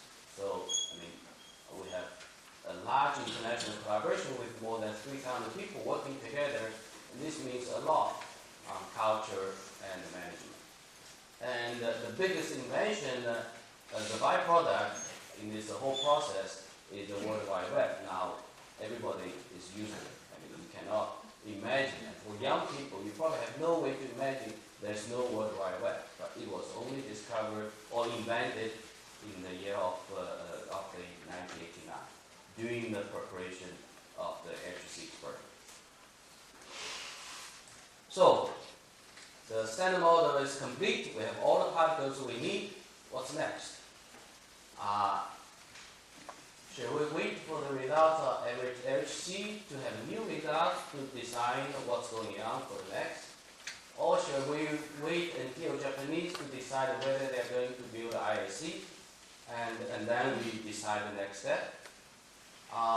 Well, we all know that Japanese has not yet made a decision. So if Japanese decide to build international linear collider, is it enough? Shall we just do it? Or it's not enough? If it's not enough, then what's next? And if Japanese decide not to build the linear collider, what can we do? So indeed, there's a big question about the future of high-energy physics at this moment. So if you look at standard model, we know that it's not the end of the story. It's not really say a complete theory. There's nothing left for us. Indeed, we have a number of questions. For example, the so-called hierarchy problem, that the neutrinos and the top quarks, as the elementary particles of this 12 kind, their mass differ by a factor of 10 to 13. This is very strange. So imagine that the same species, like say inserts, I mean their mass may differ by a factor of 10,000, maybe 100, but not 10 to 13. So it's like that you're saying that elephant and insect, they are same, species. This is impossible. Right? It's very strange. And then the mass of the Higgs is actually very unnatural. It came from a difference of two larger numbers. And these two larger numbers has to be precise or almost equal at the level of 10 to the minus 34. And this is impossible to imagine that this is a very natural. This is very, very strange. And then we know that the mass of Higgs and the top quark made us at the regime of unstable vacuum. This is the measure of mass of top, measure the mass of Higgs. You see that we are actually in a so-called metastable regime. So this means that we are not in a very stable vacuum. This is very hard to imagine. And we have a number of other questions, like dark matter particles not in the standard model. And the standard model cannot explain the matters, antimatter symmetry in the universe. So why we have only matter, the universe, not another universe with antiproton and the positrons forming an atom. And this kind of anti-atom doesn't exist in nature in the universe. So these are all the strange kind of questions we would like to understand. So you can see that many of these issues are actually related to Higgs. So these are mass issues and Higgs issues. So Higgs actually is the window towards the future. It's a window of the new physics. It's a very special particle. Has a spin zero, and we know that in the past, in our understanding, the spin zero particles are all composite, like pi, like Cooper pair. I mean, we haven't seen any elementary particles with spin zero, and it's the only particle with non-gauge interactions. Self-coupling and encouple-coupling are not gauge couplings. So these are all very strange special natures. And it is, as we said, very much related to the physics beyond the standard model and cosmology. So we think that the study of Higgs cannot be skipped. It's actually a necessary step towards the future. So that's why we propose to build a Higgs factory as the next step of particle physics. So Higgs is the target for the next machine. So International Linear Collider is actually targeting Higgs, and the future high luminosity is also going to do a lot of Higgs studies. And in the past, people were talking about the linear colliders to study Higgs, and this is the first time we believe that to build a circular collider is actually a better idea, and thanks to the low mass Higgs, because people were thinking that the higher mass, if the Higgs has higher mass, the circular collider is not able to generate enough higher beam energy because of synchronous radiation. So, but the Higgs mass at the mass of 125 GeV, which means they can build a machine with 250 GeV center mass energy, is actually feasible. But you need a larger accelerator. You need a large circumference. So we're talking about 100 kilometers just to avoid the synchronous radiation. And indeed, if you are able to build a 100 kilometer circumference collider for electron and the positron, this technology will be used in the future for proton machines. So you all know that at CERN we have the Large Hadron Collider, which is circumference of 27 kilometers. So if you are able to go to 100 kilometers using, say, modern technologies, you can actually have a proton collider with energy roughly, say, close to a factor of 10 higher. So this is another one order of magnitude jump with respect to what people have been done up to now.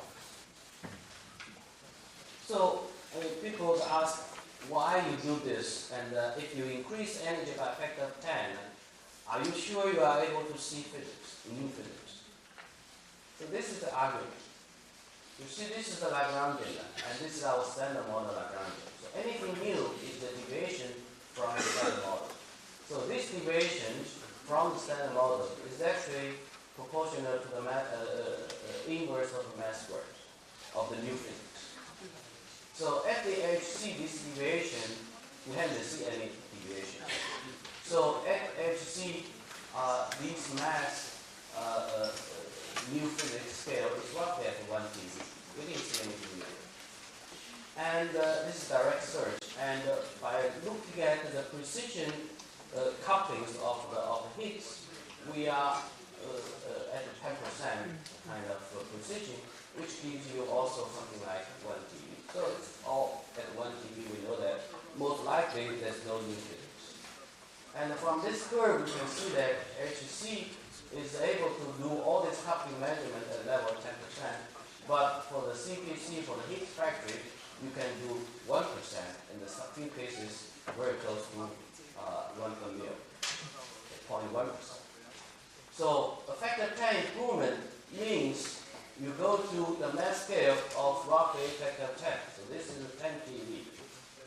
As we said, from the argument of natureness of the Higgs mass, if we have no new physics up to the Planck scale, it's 10 to minus 34. We believe it's not nature.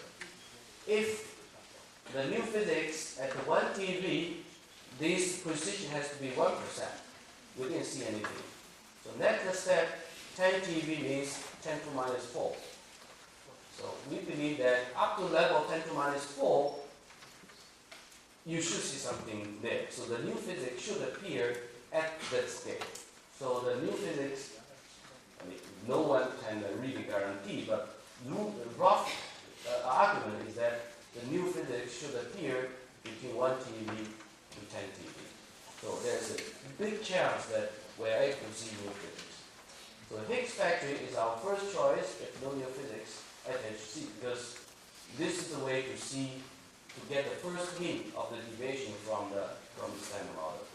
And it is actually a great choice if new physics found at HC, because we are guaranteed to see deviations.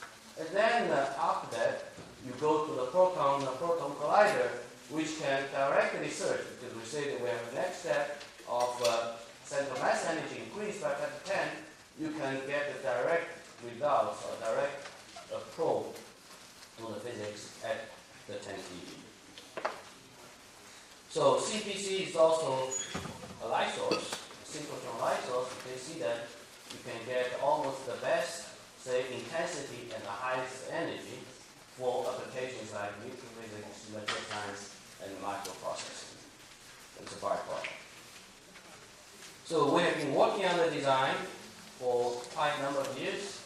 So this design has been a report just released. We have more than 1,000 authors, and among them 1/3 are non-Chinese.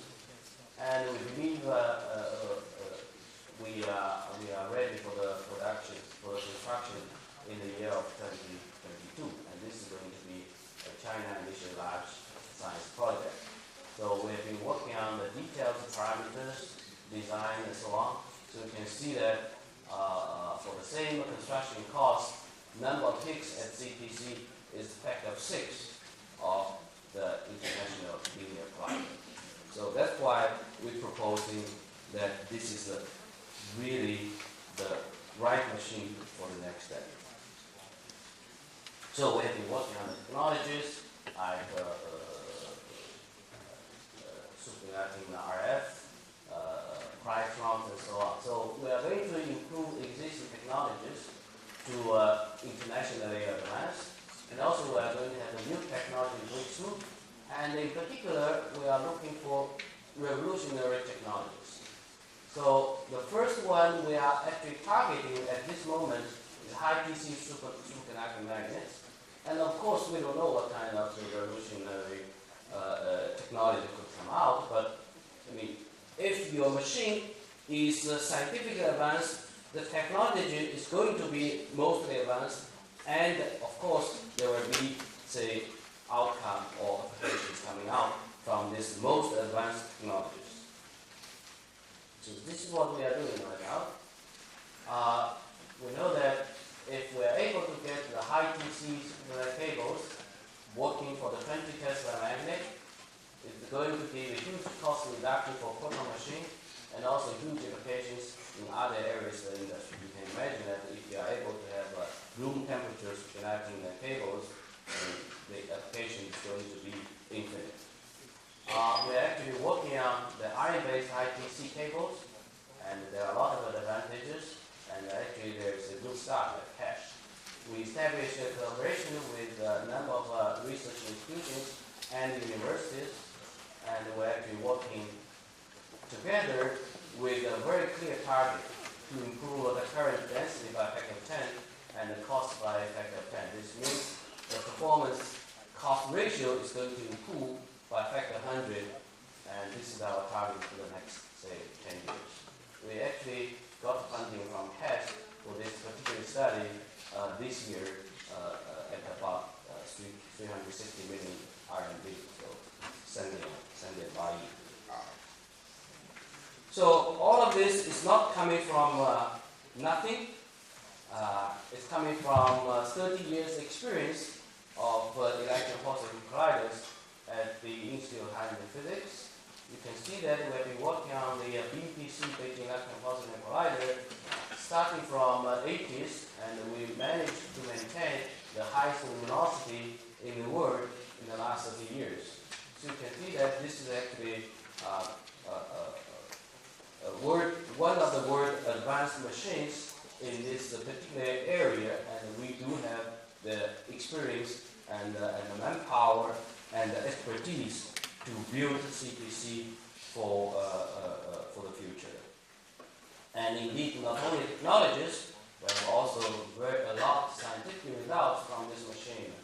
And these are many discoveries here, so I'm going to skip. So it looks like I'm late. So just a little bit of I will skip this. Sorry. Change to another topic which we are actually working right now is diabasis. So diabasis is trying to look at between oscillations. Another parameter we call theta 1,3, and before diabasis, these two parameters have been measured by Super K and the Snow experiment. So the experiment was actually very successful, we managed to observe for the first time the neutrino disappearance from reactor at 1.6 kilometer distance, and you see that we have something like 6% disappearance of the neutrinos. And this neutrinos disappearance can be translated into a parameter called θ13, written like this. Our next step is the Juno experiment, and continue our effort on the reactor neutrinos. Instead of 1.6 kilometers from the reactor, we would like to put our detector at the 60 kilometers from the reactor. But putting your detector at the 60 kilometers, you can actually do a lot of other neutrino physics studies, like mass hierarchy and so on. So very fortunate, we are able to find a place nearby Taishan and Yangjiang reactor plant. This is roughly 53 kilometers here. And this huge detector has to be 20 kilotons. So this is a factor 20 larger than the previous experiment, and the light yield has to be at least a factor 5 more than the previous experiment. So the detector is, you can imagine, a critical tank with a diameter of 35 meters. So this is roughly a 10-story building. And we have to build a liquid scintillator, 20 kiloton, and roughly 20,000, 20 inches of cubes. These are all huge technological challenges, and we expect to have the detector operational in the year of 2021. And this is a Juno collaboration. We have a lot of European, American collaborators, but of course the major part here is China. So the last slide is the neutrino physics, the future. So in 10 years from now, oscillation will be completely understood. And the mass hierarchy secret phase will be determined. So the next step, my personal view, is actually neutrino, this double-bit decays. Because from the cosmology, we know that the mass of neutrino is roughly less than 1 eV. And from the gas of oscillation, the mass of neutrino has to be roughly 1 milli eV, because oscillation tells you mass difference, and mass difference is roughly at milli eV. And the capture can only tell us to roughly 0.2 eV. So this is a bit too far compared to 1 milli eV. And the neutrino's double-bit decay is actually possible to bring you to the 1 milli eV kind of level. So there are many experiments in the world planning for the next generation double-bit decay experiment, and they all can probe up to level of say 10 milli eV. And we're actually working on the Juno experiment. If we're able to put, say, a balloon inside the Juno detector after we finish our mass hierarchy studies, and you can imagine if you are able to put something like 50, even 100 tons of xenon or tellurium, then you can actually probe to few milli eV. So this is going to be actually the most possible or the best experiment for probing the neutrino, absolute neutrino mass. So in summary, we have a much better understanding now of the matter of the universe, and China is actually catching up. So we have a lot of opportunity for the young people here in this room, and we welcome you to join us. Thank you.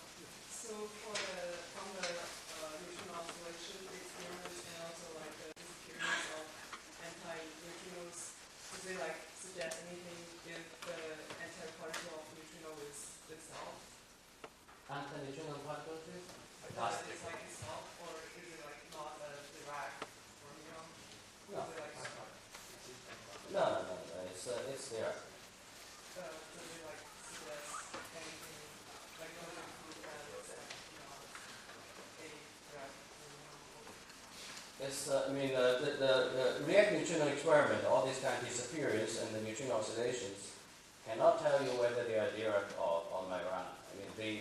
We know that they are mostly up to now only Dirac nature. Whether they are Majorana nature or not, we still don't know. The only experiment which will tell you whether whether they are Majorana nature is the double dimensional decay experiment. This one. So this one can tell you whether there's Majorana neutrino or not. It's very easy, not very easy, right? There's very distinct difference between the Dirac and Majorana, which is like Dirac is the spectrum proof. Then Majorana is focal component. Dirac may be differentiated by spectrum. But I don't know how it's very deep down. If you see neutrino these double beta decays, neutrinos do have a Majorana nature. If you don't see, you don't know whether it's Dirac or Majorana. Still, the question is still open. Not only double beta, which has been carried for many decades. Okay, for example, there's some. Okay. Okay. Oh, no.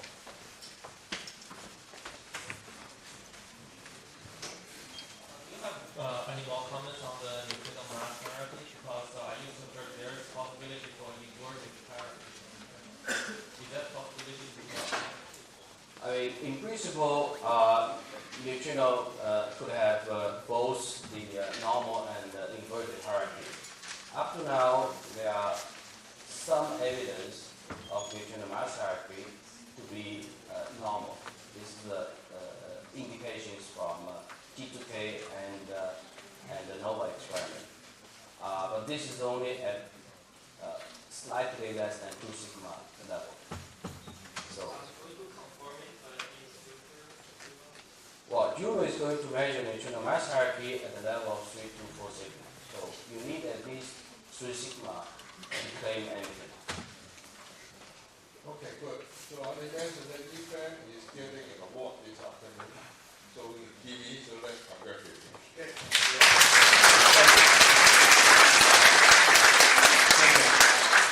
So we come back here. Thank you.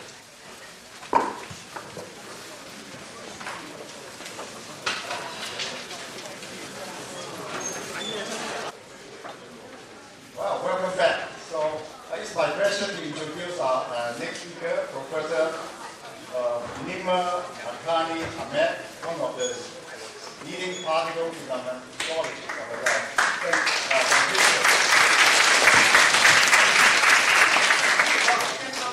Fantastic pleasure it is to be here. I've been coming this contest. Professor Yau was a spectacular thing. And I first came, actually on one of my first visits to Beijing around 5 years ago, and I sat in on as a guest judge, I think, on the physics contest, and I was hooked. And I think I've been here almost every year since. I think I missed 1 year by accident. And I plan to keep coming.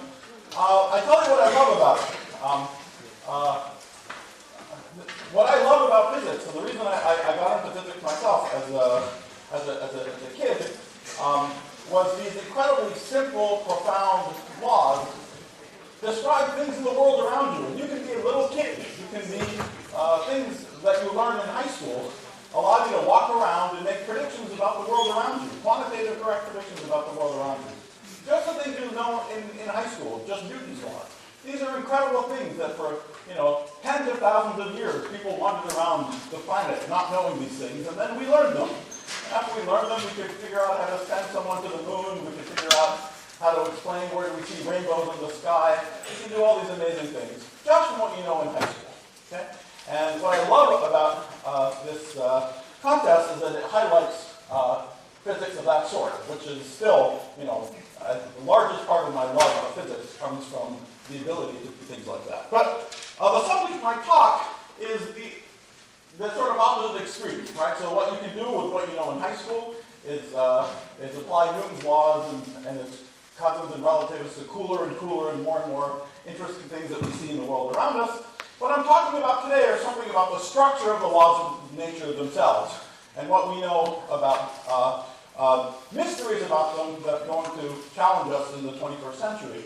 And in particular, the sort of dramatic phrase that we have lots of indications that the notion of space-time is got to go, and it has to be replaced by some more principles. We don't know what those principles are, but I'm going to give you at least one angle into this problem. There are many other angles, but I'm giving you one angle into this problem that many of my friends and I have been pursuing for a number of years. I should say that this is I'm not going to mention any names throughout the talk, but this is really a subject where many of the most brilliant young people working on the subject, including some of my friends who have shown up here today, are in China. And I suspect this is a trend that's going to continue for a number of years. All right, so here's a summary of what we learned in the 20th century. We had these two big revolutions of quantum mechanics and Einstein's picture of unifying space and time into space-time, and the theoretical framework that allows you to describe laws of nature that are compatible with both quantum mechanics and the principles of space-time at the same time has a name. It's called quantum field theory. It's not trivial. It's a very constrained theoretical structure. The standard model of particle physics that was referred to, for example, in Yifang's talk, is a particular specific quantum field theory that describes the specific elementary particles and interactions that we see in our universe. But the general framework of quantum field theory allows you to describe, in principle, any possible thing that we might see that's compatible with these broad principles. Those are the two big revolutions, which is why it's so disturbing, and it's spectacularly successful. Okay, it's absolutely amazingly successful, and it's based on these two pillars of space-time and quantum mechanics. But that's why it's so disturbing that we have very good evidence that at least one, maybe both, but certainly one, and that's the one I'll focus on mostly in this talk, of these principles is suspect. Okay? And we suspect that because of the presence of now both gravity and quantum mechanics, the notion of space-time itself is not doomed. And that the idea of space-time cannot actually make an appearance in the next most complete description of physics. There are many indications for this. Let me give you one of the earliest ones, one of the easiest ones to talk about. There are, in a sense, some deeper ones, but this is already good enough. Okay? Let's say you want to, you say, what do you mean? What the heck do you mean space-time is doomed? I'm going to look at space and time with a magnifying glass. I'm going to just look and see what's going on. Measure shorter and shorter distances. Big deal. Well, as we've heard already a few times today, because of the uncertainty principle, if you want to probe shorter and shorter distances, you need shorter and shorter wavelengths of light. Because of quantum mechanics, making wavelengths shorter means that the energy must go up. The minimum amount of energy that you can have is Planck's constant times the frequency. So as you make the wavelength shorter, the frequency goes up, the energy goes up. Okay? So if you're trying to probe shorter and shorter distances, you need higher and higher energies. And that's why you have to ask the government of China or governments elsewhere around the world to give you some number of billions in some number of units of currency, okay, in order to build giant accelerators to probe the tiniest distances we've ever seen. Isn't that ironic, right? To probe the tiniest distances, we need the biggest machines, and that's a direct reflection of this uncertainty principle. To go to shorter distances, we need higher energy. Now, in a world without gravity, there's no difficulty. You can keep doing this forever. In a world with gravity, something terrible happens at some point. Let's say you're trying to probe shorter and shorter distances.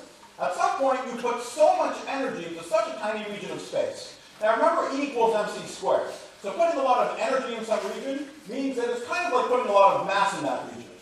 Now, what do you know happens when you put a lot of mass into a really tiny region of space?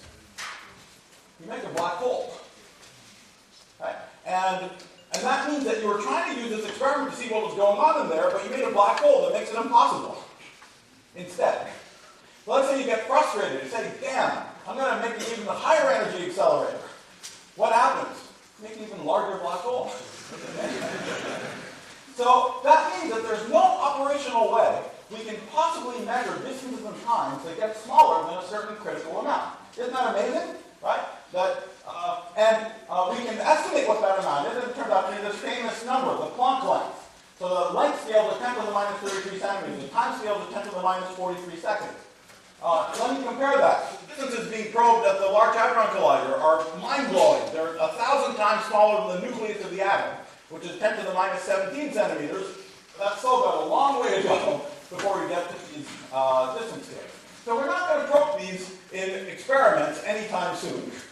But we can do this thought experiment, and we see there's no operational way of giving meaning to space-time once we get to these scales.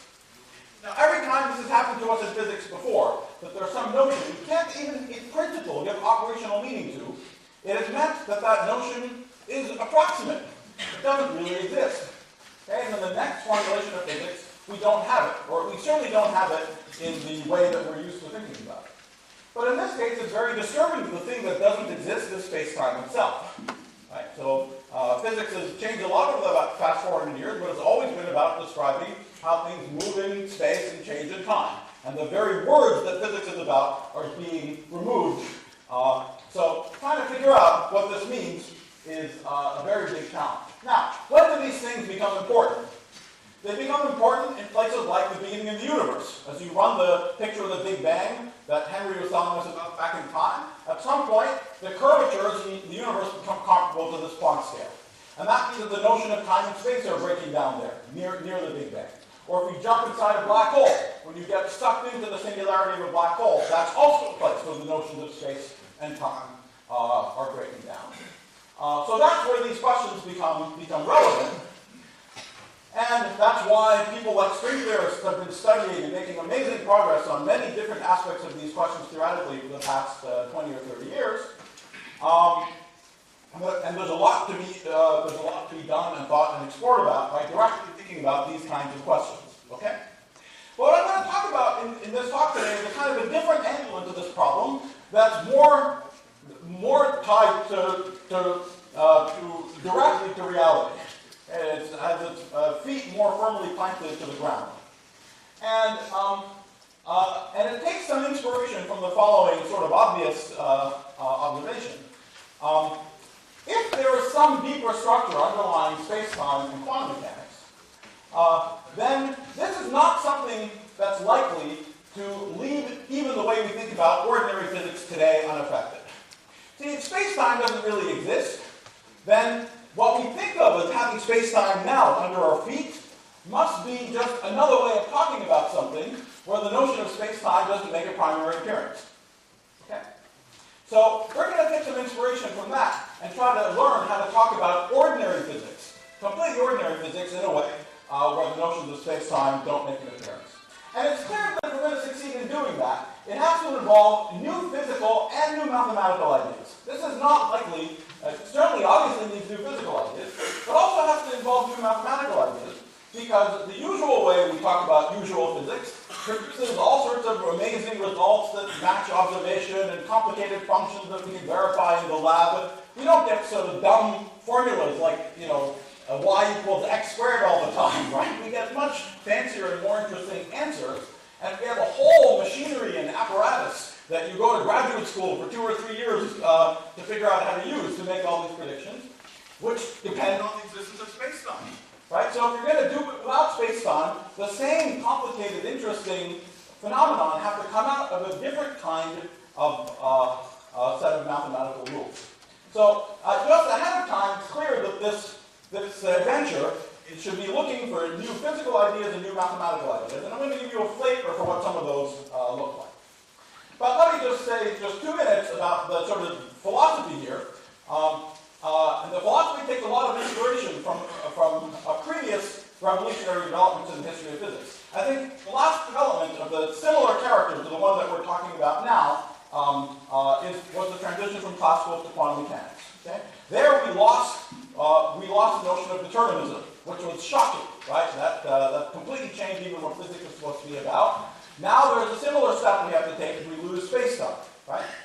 And so you can ask, is there any way, if you're a classical physicist, you could see quantum mechanics coming, right? Is there anything at all that gave a clue that there was this huge revolutionary change coming? And the answer is actually yes. And sometimes, especially for these largest sort of transitions, the most important clues are hiding in plain sight as tiny features of the existing theoretical framework. There's a nice story here about relativity, which is actually a pretty famous one, so I'll skip it. But let me give literally the story of quantum mechanics. You see, as I said, the shocking thing about quantum mechanics is we lost determinism. But there was actually a clue there in the structure of classical physics.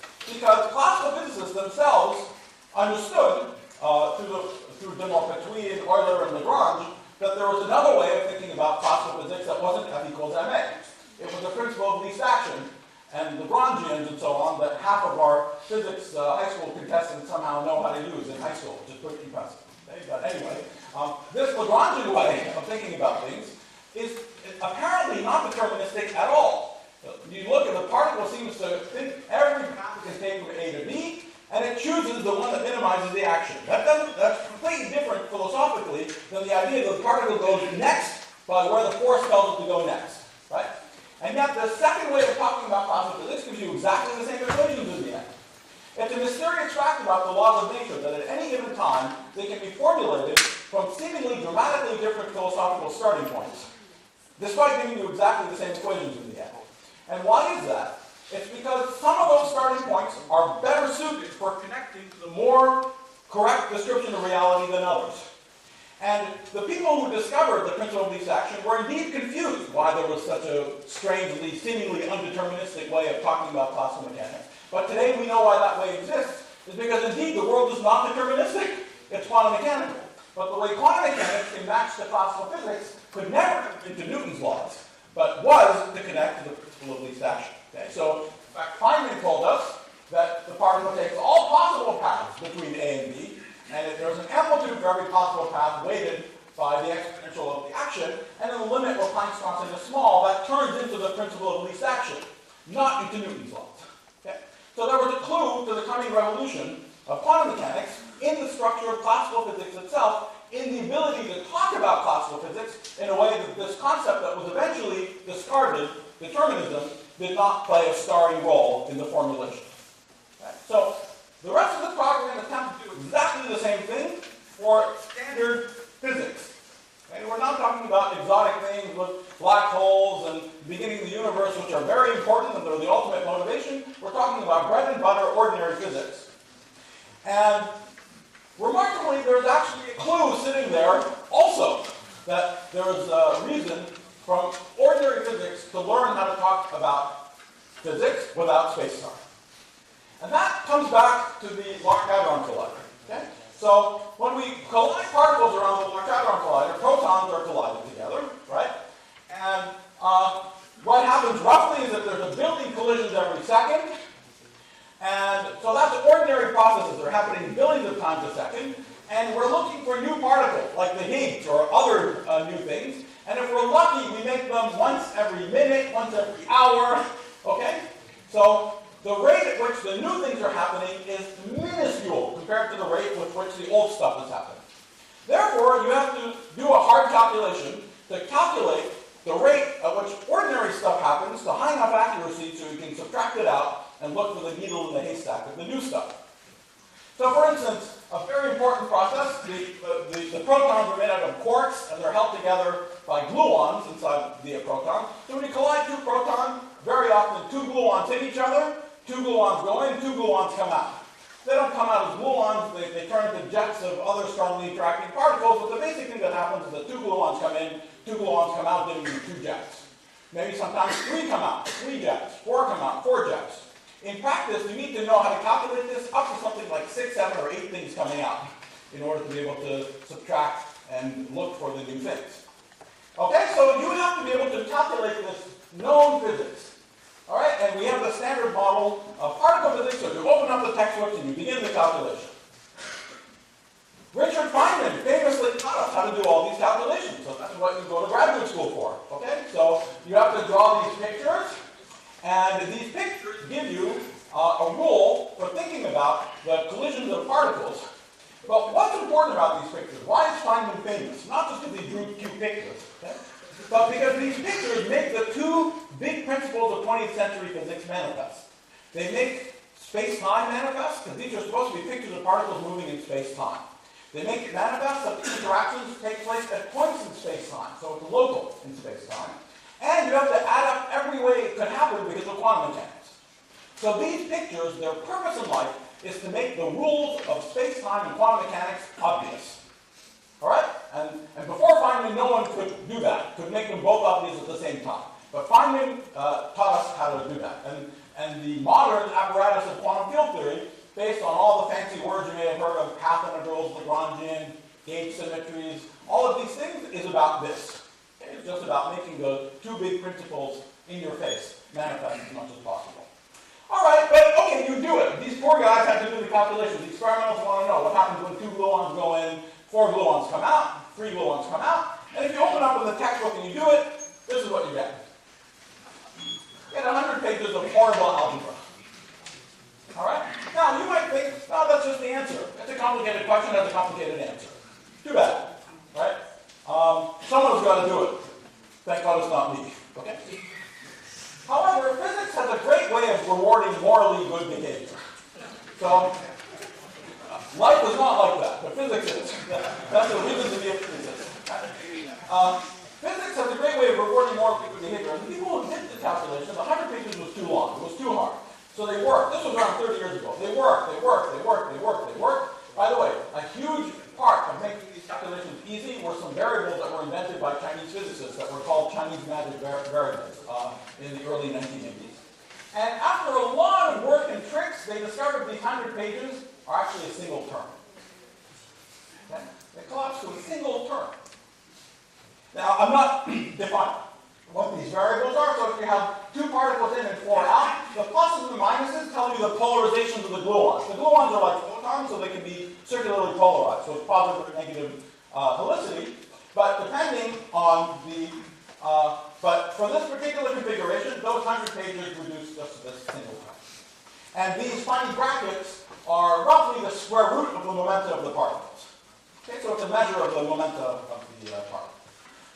So this tells us something, that Feynman's way of doing physics, which is built to make the rules of space-time and quantum mechanics manifest, is obviously hiding something else.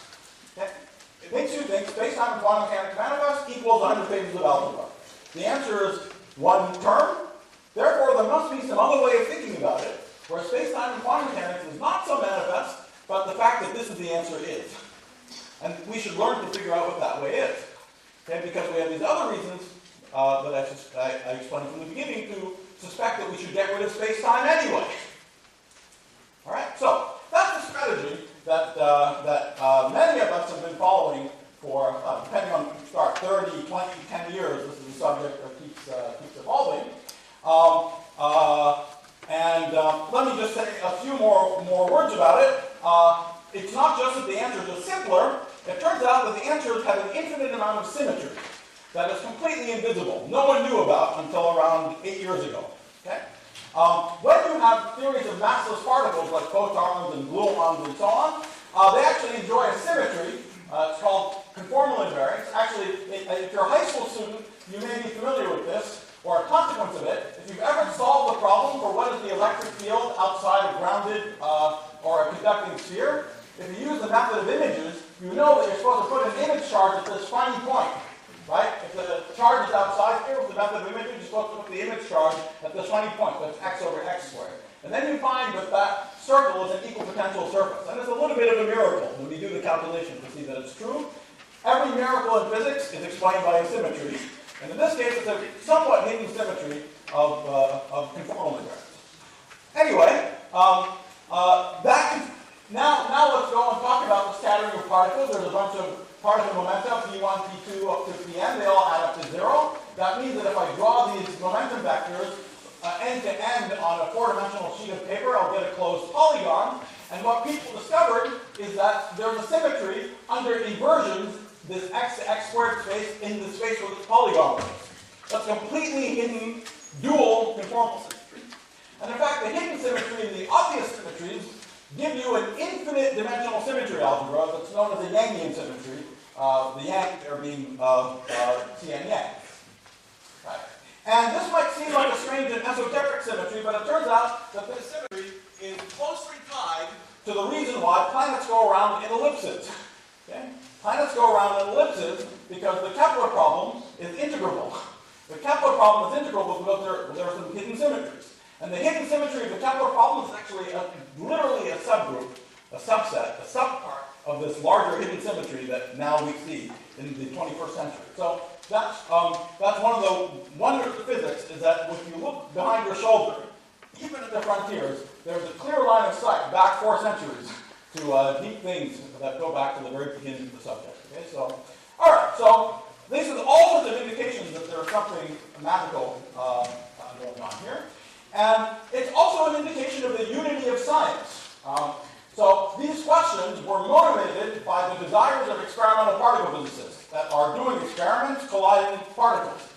They are very practical people. They sit out there in Geneva, thousands of them. There are teams of thousands of them doing these experiments. And understanding where the patterns that explain these things come from over the last 10 years especially has connected these direct, practical, bread and butter physics questions to mathematical ideas associated with one or very few people. Or from thousands of people, we go to one or very few people. There's this, for example, there's a famous mathematician, Alexander Guangqi, in his theory of motives. I'm choosing him not only because he's a legendary mathematician, but because he looks like Gandalf from Lord of the Rings. Okay? And amazingly, these questions about the scattering of particles, there's a chain of arguments and that incredibly connects to the things that Guangqi was talking about 50 years ago. But giving more meat and beef and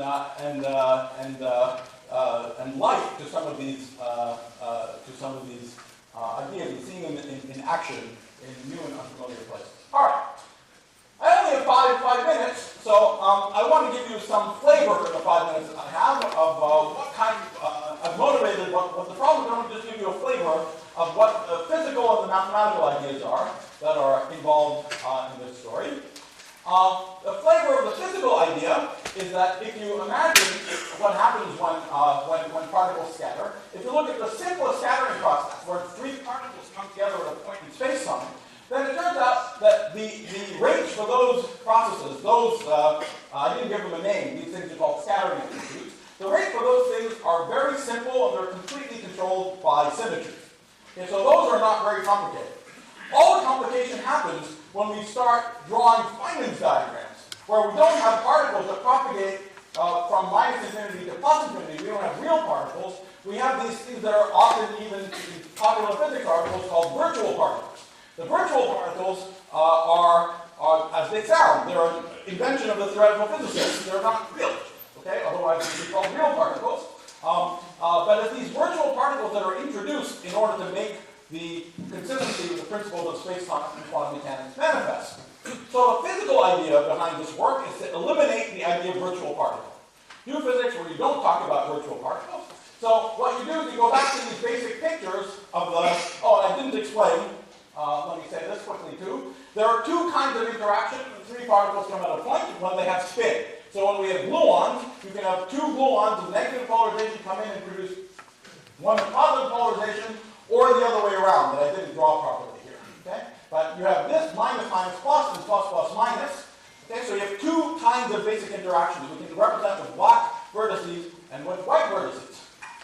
And then, so this is very complicated, but you can imagine what would happen if you just glued those basic interactions together to see what kind of answers that you got. Just play.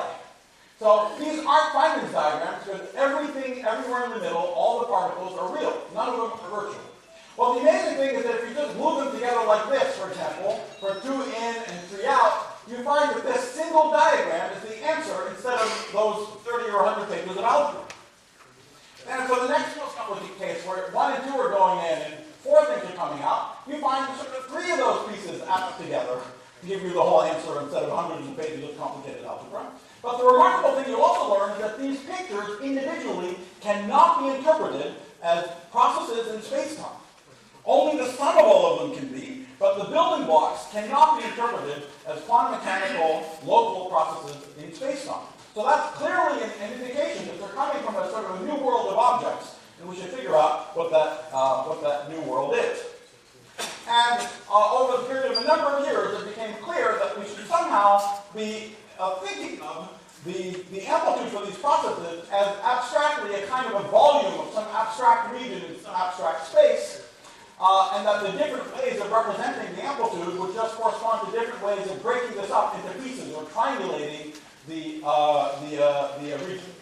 And one example of this has been discovered, at least in a limited class of theories, but in some approximation, that actually in leading order of approximation they have described the real world, and a picture like this has indeed been found. If you give me the energies and the momenta of all the gluons in the process, then you associate it with a shape, this abstract space, an abstract shape in an abstract space, and the volume of that shape, making no reference to space-time processes or anything like that,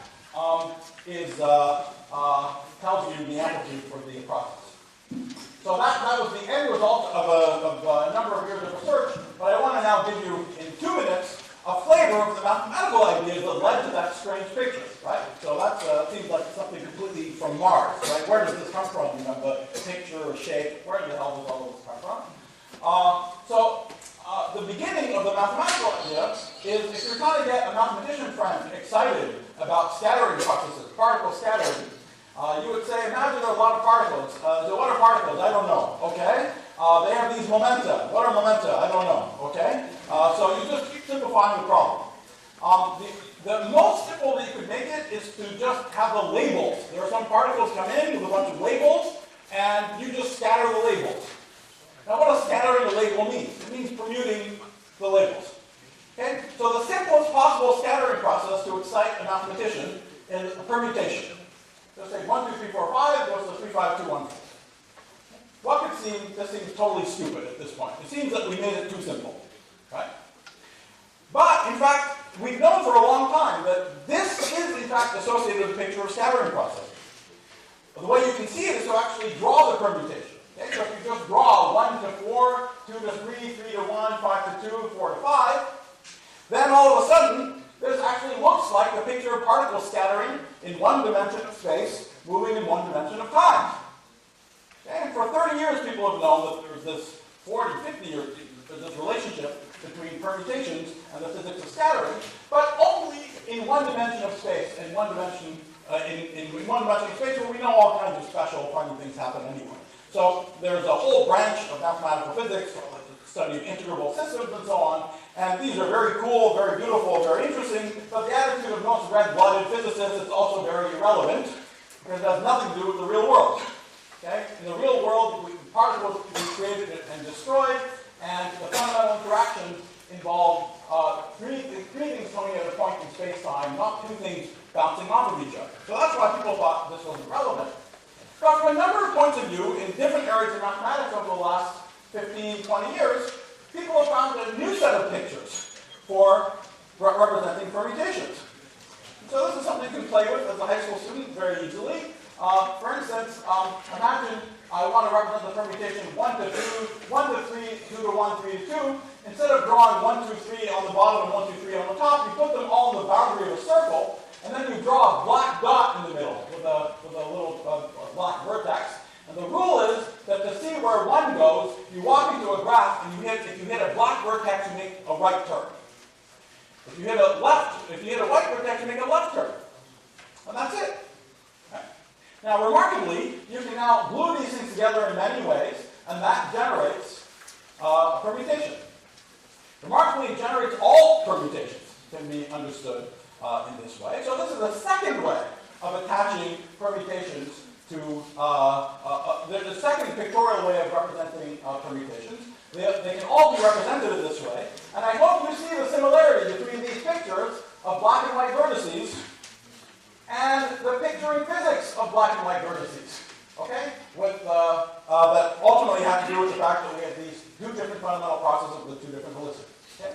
Now, that's the very beginning of the story, and I'm not going to go through all the middle steps, but that combinatorial beginning generalized to this geometric picture of how we can think of the amplitude as associated with the geometric, really the volume of some region in some space. And just to give you an idea that it's all meaningful, if you want to solve this particular quantum field theory problem, that involves, drawing pictures inside that have many of these windows or loops, then in this picture, instead of going to 3 years of graduate school to learn how to do that, you have to solve the following high school geometry problem. If you have 3 of these loops, you look in the upper quadrant in the plane, you draw red dots and blue, and you draw red dots and green dots, and you have to look at all configurations of these dots that have the property that the line between AI and AJ points in the opposite direction of the line between DI and DJ.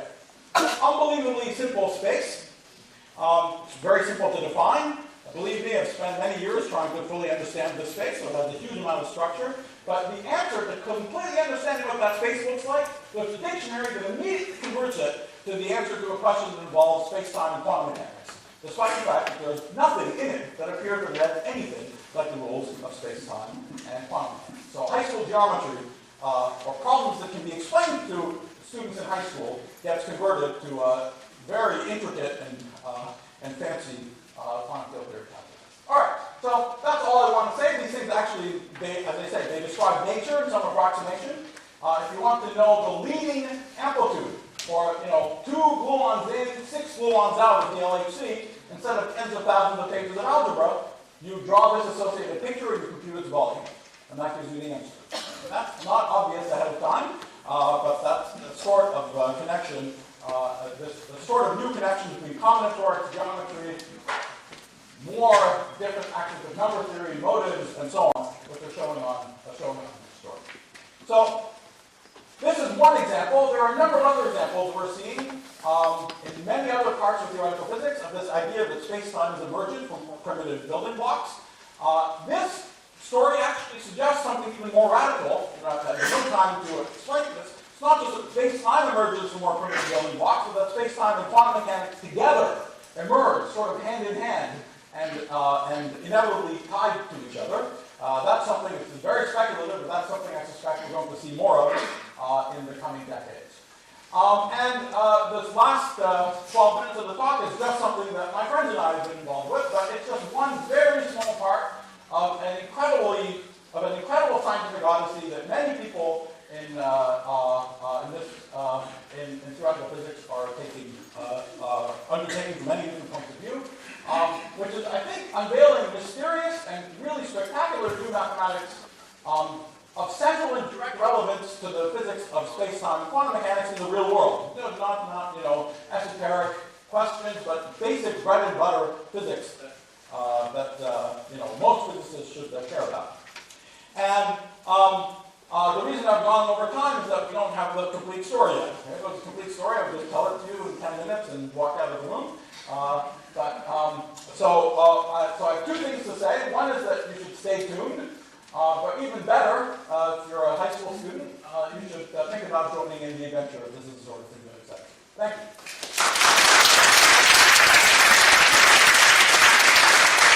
Thank you for this high energy talk. Just one question only. Okay, one short question. The speaker over there. Yeah. Actually, my subject is about computer. So my question is not really not I want to ask about super string theory and loop quantum gravity theory. Which one do you think is most likely to be the theory of everything? I don't know about theories of everything, but what I can tell you is that string theory is a vast, deep, incredible structure that knows a huge amount more about both physics and mathematics than physicists and mathematicians, and I can't say anything similar about them. So about the super string theory. Sorry? Yeah. Thank you. Thank you. Okay, so it's my pleasure to introduce our next speaker, Professor Ruffini from Harvard University. Professor Ruffini received many honors and recognition. Among everything, I would like to mention that Professor Smith is very much involved in K-12 mathematics education, both nationally in the United States and internationally.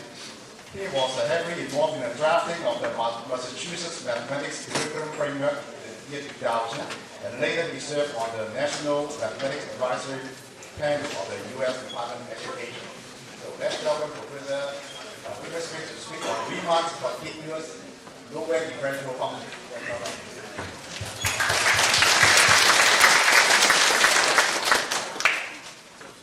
All right, so an obvious question, does there exist a continuous function which has to be differentiable at one point? And the answer, of course, is obvious. Yes, it does. So if you take the absolute value of x minus 1/2, and you get this picture. And this function obviously is not continuous at 1/2. But if you add up an infinite sum of suitably scaled translates of this function, then you get a continuous function that fails to be differentiable in a countable set of points. Well, this would be an example. And then you can ask, well, do there exist continuous functions that are just nowhere differentiable? So potentially, one can approach this question in two quite different ways. One might try to argue non-constructively. So, for example, by showing that most continuous functions are nowhere differentiable. Or alternatively, one might want to give a concrete example of a particular continuous function that is nowhere differentiable. Often, in many contexts, non-constructive examples are easy to come by. So, for example, the set of all real numbers has greater cardinality than the set of all rational numbers, so there must exist non-rational real numbers. But that is not the case for our particular problem, not the case in the sense that there is no very simple non-constructive argument that shows that most continuous functions are not differentiable. But most mathematicians would say that if you want to give an explicit example, that's better than having a non-constructive argument. So historically, the question of the existence of a continuous but nowhere differentiable function was first raised in this constructive sense by Riemann and Weierstrass. So Carl Friedrich Gauss and Bernhard Riemann, they established Göttingen as the center of 19th century mathematics in Germany. Then after his death, Gauss was called the Prince of Mathematics. Riemann was Gauss's student, and then in his short life he made many groundbreaking contributions to mathematics. Weierstrass started out as a high school teacher, but a high school teacher who published mathematical papers on the side. They were so important that he became a professor of mathematics at the Technical University of Berlin, right out of high school. And more than anybody else, he is responsible for introducing modern notions of rigor in mathematics.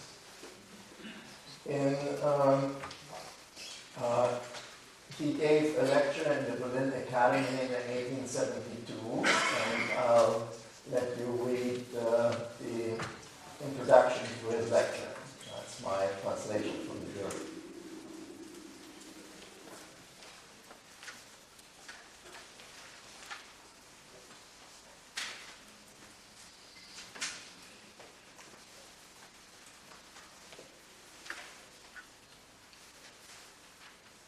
So, he gave a particular example of a function that was supposed to be nowhere differentiable, and so let's look at this. So, first of all, why is this function continuous? Well, the uniform limit of the sequence of continuous functions is continuous. And then there is this obvious argument that the sine function is bounded by 1.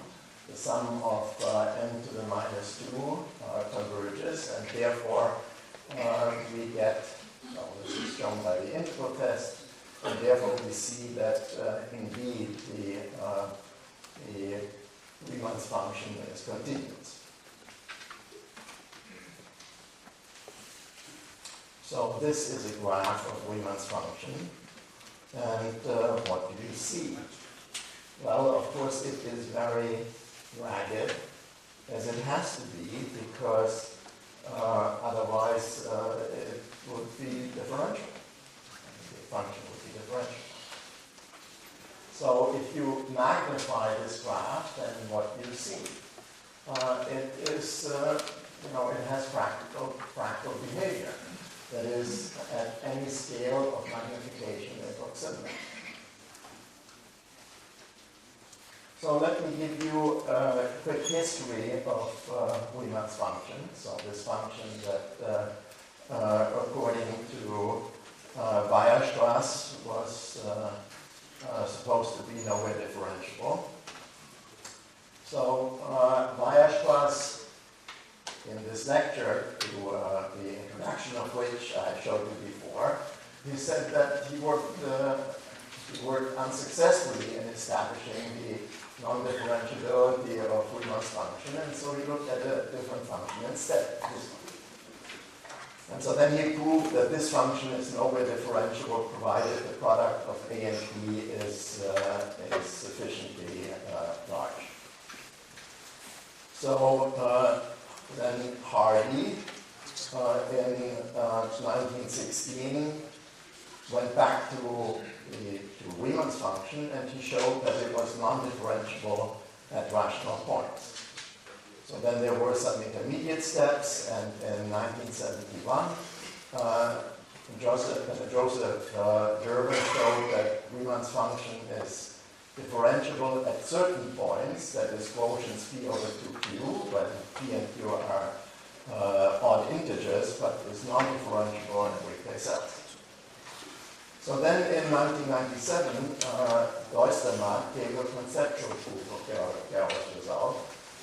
And so why bother with Riemann's function when Weierstrass could much more cheaply produce an example of a nowhere differentiable function? Well, Riemann's function is more interesting because it connects to some other areas of mathematics, some other aspects of mathematics that are really interesting, or at least interesting in the setting of mathematics. So, in what sense does Riemann's function have a derivative? Well, of course, we can differentiate it. It is a series, infinite series, and so we can formally differentiate, and when you do that, you get this. And now let me look at complex number z, and then the absolute value of e to the 2 pi I n squared z is this decays very rapidly, and then the conclusion is that if I plug in complex numbers into the series e to the 2 pi I n squared z, then this converges to a complex value function on the upper half plane, which is holomorphic, meaning that it is differentiable in the complex sets. And the same is true for the antiderivative of theta of z minus 1. So that is f of z, this series. And that, if I take the real part and take the limit as y goes to 0 of this function, then that becomes Riemann's function. So what does this have to do with the original question? Well, the two complex valued functions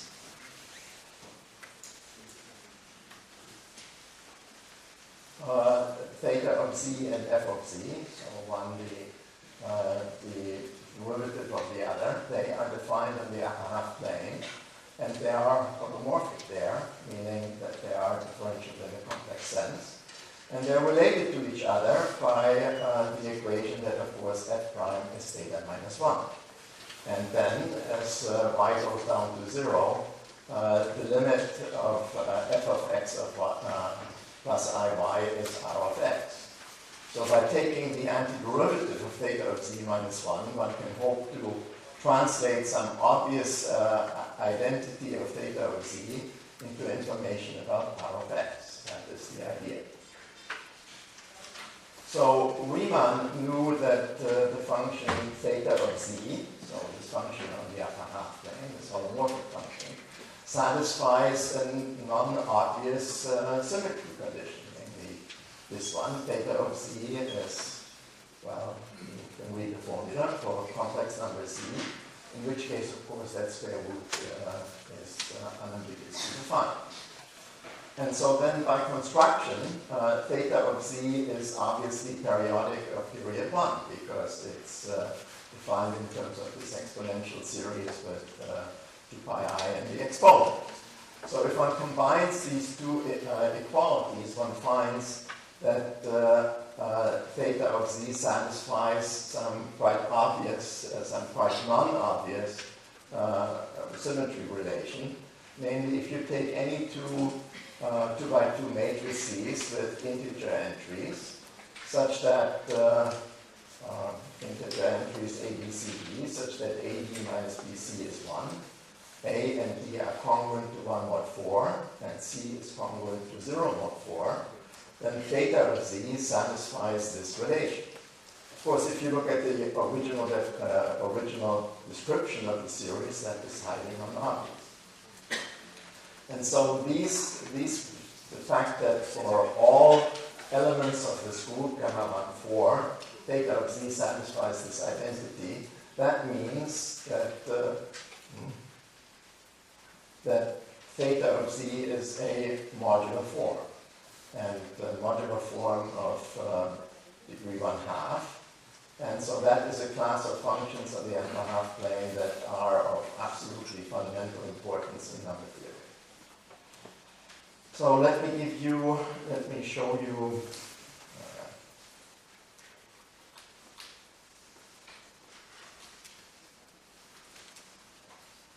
so to understand the behavior of this function R of x, I want to look at the group of gamma 1, 4, and now here is a misprint.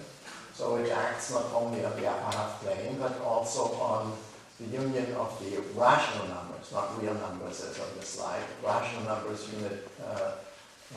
union with infinity, and when it does that, there are 4 orbits. Namely, so the symmetry of this function forces R of x to have a very rapid oscillation, and so that forced rapid oscillation means that on 3 of these 4 orbits, on the rational numbers, R of x has to be differentiable. But on the 4th orbit, so all points x p over 2q, pq odd, it just barely manages to be differentiable. That is why in my title I put quotation marks about Riemann's no-way differentiable function. In fact, it is differentiable, namely at these particular rational points, but it barely manages to be differentiable there.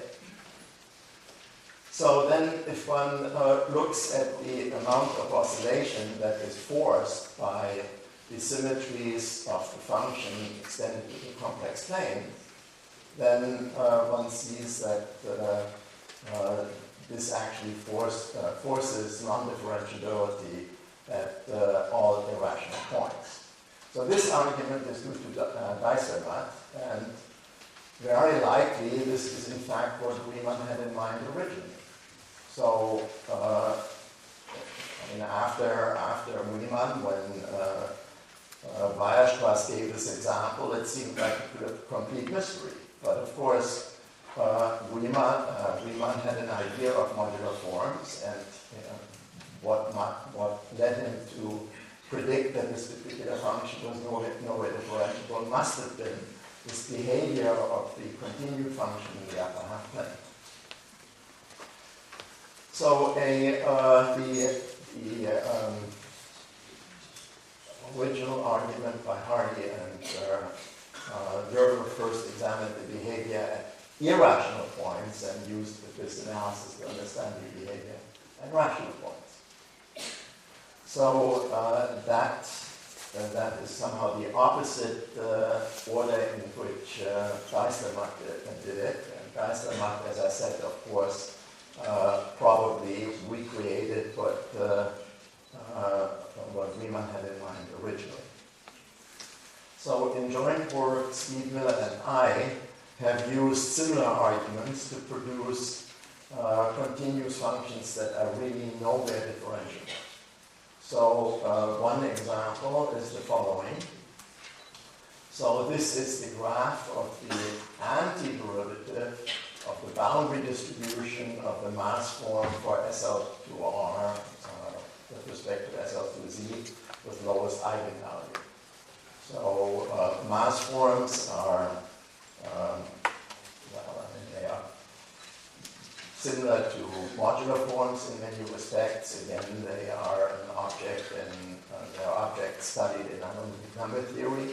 So this is now a function that is truly nowhere differentiable, but nonetheless comes from mathematics that is interesting in other contexts.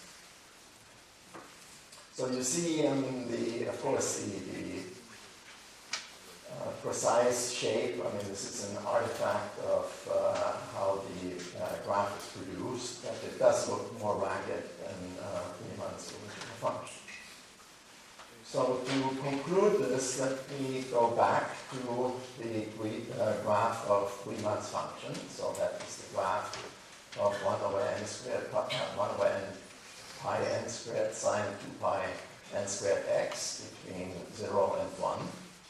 And of course, instead of the sines, one can look at the similar series formed with cosines. So that is the so-called conjugate function to Riemann's function. It is also nowhere differentiable. And then when one puts them together, one gets, so by letting x of t be the original Riemann's function, y of t the conjugate function, by putting them together, one gets a closed curve in the plane, and that is this one.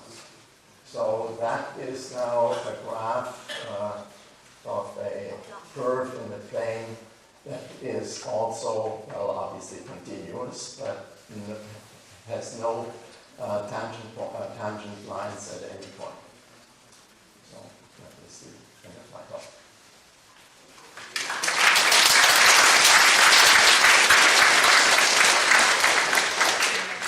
Any question? Yeah. Have you tried to generate the sum of such wave functions? Have you got one? Have you tried to generate the sum of such wave functions? The sum? The sum using computer. Oh, well, of course, the graphs, of course, were computer generated, obviously. And is that special? Well, if you want to draw a graph, you cannot form the infinite sum. You take a very large number of terms, because if you went beyond that, you couldn't possibly draw it accurately. Last question. I think you mentioned that there are variable behavior in your curve. Yes. Can we compute the variable dimension? Yes, one can try to do that. I have not done that, but I think the answer is yes, that it's probably it. Okay, so let's thank our speaker again.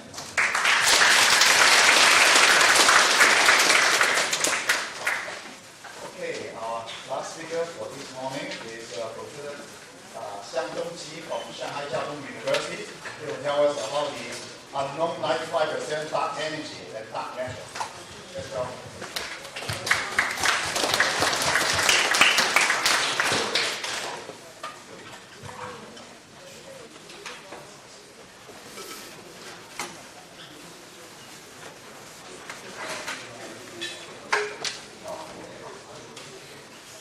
Well, it's an honor to speak in this talk floor. And Henry this morning started with the Big Bang, and I will end with the Big Bang. So, however, Henry was a philosopher. When he talked about everything comes from nothing, and he sounded like a philosopher. But I will try to address the question of the Big Bang from the experimental side, and try to study what is really the dark matter and dark energy in our universe. So here's the outline of my talk. I was started with repeated some of the things that Henry introduced. The energy density of the universe, dark matter, dark energy. Then how do we find out what's the nature of dark matter, and how do we find out the nature of dark energy using an experiment. And as you know that the standard cosmology today is based on the Einstein's general relativity, and we assume the universe is homogeneous and isotropic, and space-time follows this metric. And notice there are two parameters in this metric. One is the K called the geometry. This is the curvature constant. The other is R, is the cosmological scale factor. Often in literature we write the R compared to today's scale factor is called the A. So this is the geometry of the space and time. And however, experimentally we can actually study this. And in order to describe the experiment, I will start with a concept called the critical energy density of the universe. And so this is related to the Hubble constant and gravitational coupling. And the H here is the scale of the Hubble factor, and today is about 0.7. And so this critical density is about 5 photons per cubic meter. And that's the scale that we're talking about. In physics, we always talk about scales. And so that's the scale we're talking about. And we're going to measure all the energy densities in terms of the fraction of the critical density for the omega I. Now we can write the geometry factor K in terms various kinds of origins of energy densities. And omega m is the matter fraction, R is the radiation fraction, and omega V is the vacuum energy fraction. I'm going to come back to this later. And so if you measure the energies in the universe, then we can determine the geometry of the universe. And the experimental data indicates the universe is completely flat. That is, instead of K can take plus or minus 1, it turns out that K actually is equal to 0. And this is an extremely amazing discovery in the experiment. The experiment to do this is called the CMB, the cosmic microwave background radiations. So suppose you're here, the cosmic, so the CMB started in a very early stage of the universe. So this is the last scattering surface, and as the light propagates towards you, and because the general relativity tells you that light bends under gravity, and so therefore you can look at the angle of the light coming from two different directions, and you can measure that what is the angle, and in fact the angle is encoded in the oscillations of this microwave background spectrum. And so by simply looking at the maxima, the first maxima of this the CMB spectrum, and you can measure this angle, and hence you can determine the geometry of the space-time is flat, the K equals 0. And in fact, says Boomerang and many generations of the CMB experiment, from Kobe, mentioned earlier by Henry, and also W. Matt, and latest in the Planck, all indicates that to a very high precision, the universe is completely flat. Now, if we try to understand the energy content of the universe, and we have to start from the Einstein's, the famous equation, the G mu nu equal to T mu. And accept that in order to stabilize the universe, Einstein introduced the so-called cosmological constant, the lambda times the G mu nu. And this term actually has an amazing property. That is, if you look at the pressure and the density, energy density relation, the cosmological constant indicates the pressure is related to the negative of the energy density. And this is totally different from everything that we're familiar with. And so that differentiates the dark energy from dark matter or ordinary matter. It's coming from the equations of state. And Henry, in fact, in his talk indicated that it's due to that. There's another way of looking at that is that when space-time expands, the dark energy stays a constant. And this is also the reflection that you have this very interesting equation of state. But it indicates that if you start from Einstein's equation, you're looking at how the universe expands, and you got this acceleration of the expansion is related to the density of energy plus 3 times the pressure. And for matter, well, non-relativistic matter, the pressure is negligible compared to the matter. And so therefore, you can see that ordinary matter always produces a deceleration. In other words, the expansion is going to slow down because of the matter effects. But on the other hand, if you have this strange equation of state, you have negative pressure coming from the vacuum energy, and then the driving for the expansion is positive. In other words, this will lead to an acceleration of the expansion. And so, that these two origins are completely different in terms of dictating the evolution of the universe. And so therefore, by studying the experimental data, we were able to tell that how much dark energy we have and how much dark matter we have. And since this is the early data, the Nobel Prize that Henry mentioned, that this looking at the supernova, the type A measuring their distance and brightness, and you find that the universe is indeed expanding in acceleration. And this is the more accurate data, and you can fit to the standard cosmology, and you found that this corresponded to, again, a flat curvature with a matter density is about 0.3, the critical density. Now, let me come back to the indication that flat geometry is that the total energy of the universe, the energy density, is just equal to the critical density.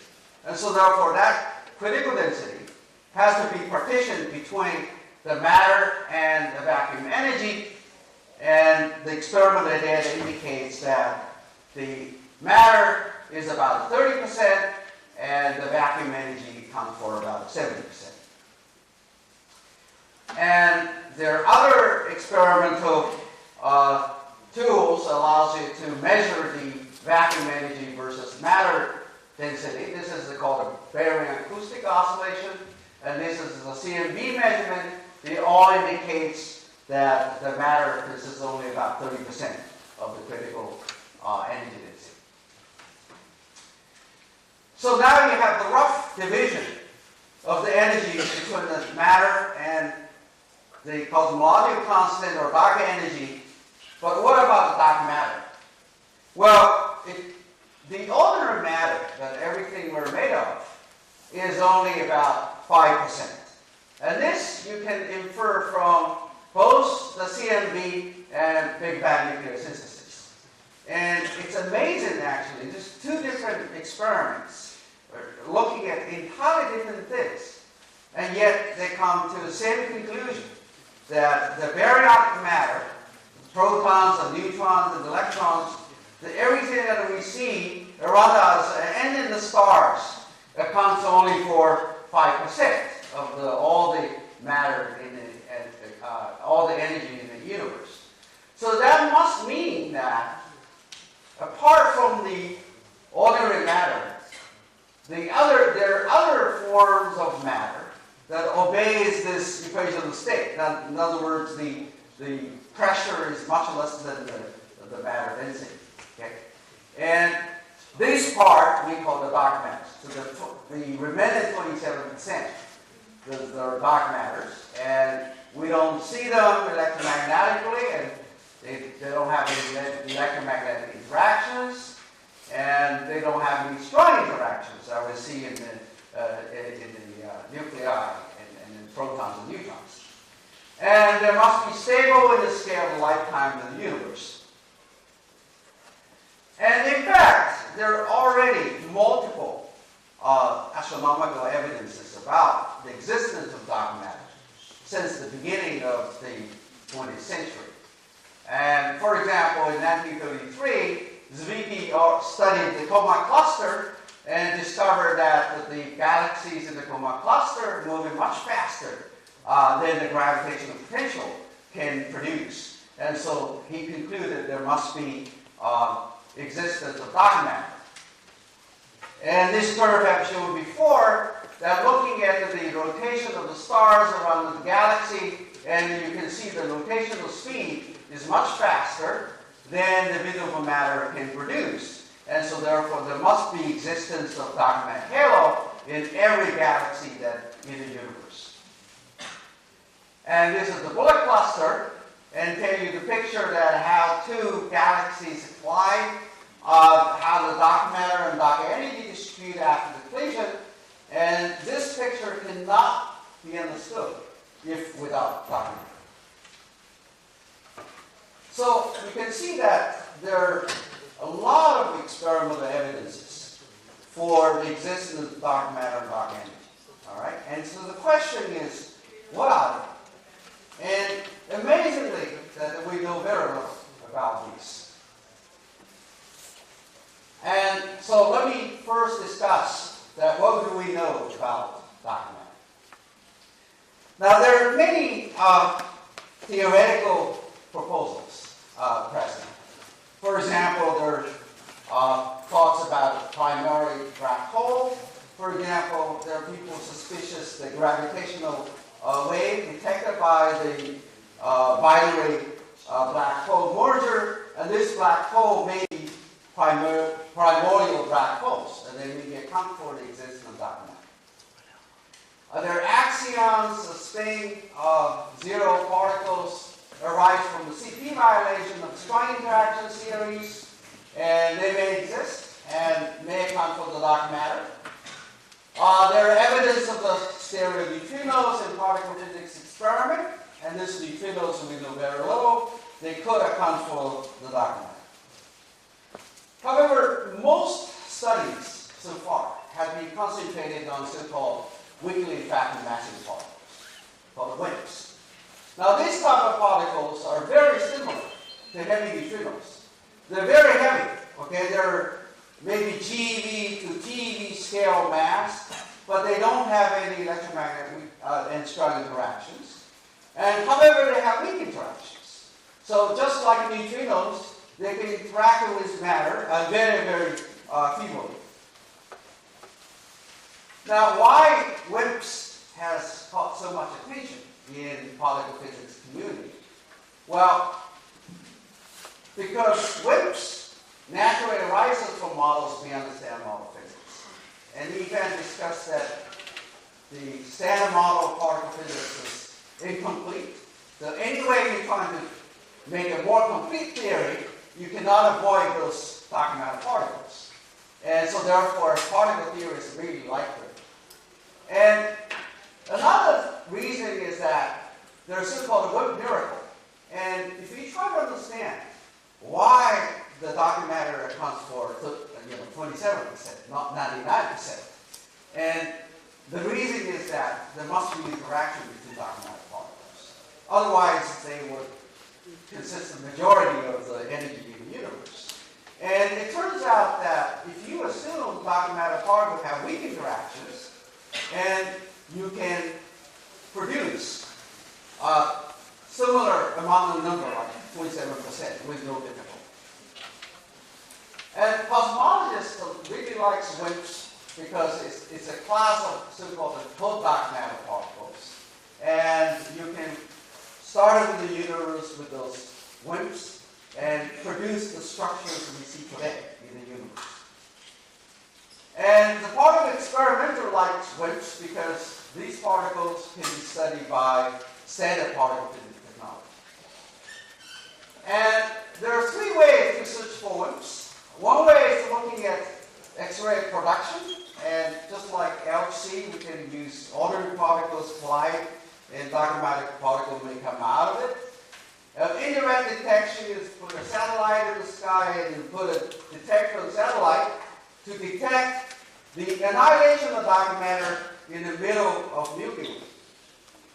And finally, you can look at the dark matter particles around the solar orbit, because we are in a way, we're in the middle of the dark matter wing. And so the dark matter is streaming through everything, and we can try to detect this dark matter wing. So you have seen this before. There's a big, huge LHC detector called the Atlas, and we fly through protons, and it may produce dark matter particles through a series of collisions. And in fact, experimentalists can look for the signature of dark matter particles, and produced in conjunction with certain jets. And this is a diagram or a diagram showing you that how to place limits on the dark matter particles. In the horizontal axis is the dark matter particle mass. This is the interaction cross-section between dark matter particle and ordinary matter, like nucleon. So the curve is drawn if the dark matter particle doesn't exist in the region above. So therefore, such a dark matter particle is finding a point or multiple points in this diagram, and those curves just showing that certain regions have been excluded by the experiment. And so, for example, LHC experiment so far have excluded certain regions above this. And indirect detection, as I mentioned before, is that you try to throw dark matter particle from the center of the Milky Way. They annihilate, produce ordinary particles like electrons and positrons or gamma rays, and these can be seen in the space detector. And this is the Wukong satellite data, and looking at the electron positron flux on Earth, on the satellite. And so this is the energy of the electron or positron. This is the flux, and the red dots here is the data published 2017, showing some very interesting behavior as function of energy. And there are certain people who believe that there may be dark matter influence in this data. Now, the third way to detect dark matter is called the direct detection. And so this is showing you that a rough picture of a Milky Way, and this is the visible disk, and this is the dark matter halo, and the sun is here and rotating around the center of Milky Way. So the dark matter particle forms a flux relative to everything on Earth or solar system, and it can collide with an atom in ordinary matter and produce a recoil. So the direct detection is just to produce the effects of the atomic recoil. Now, particle experimentalists have spent about 30 years looking for those collisions. And this is, it started from mid-1980s, and this is the detection sensitivity. The sensitivity has been improved by 5 or 6 orders of magnitude.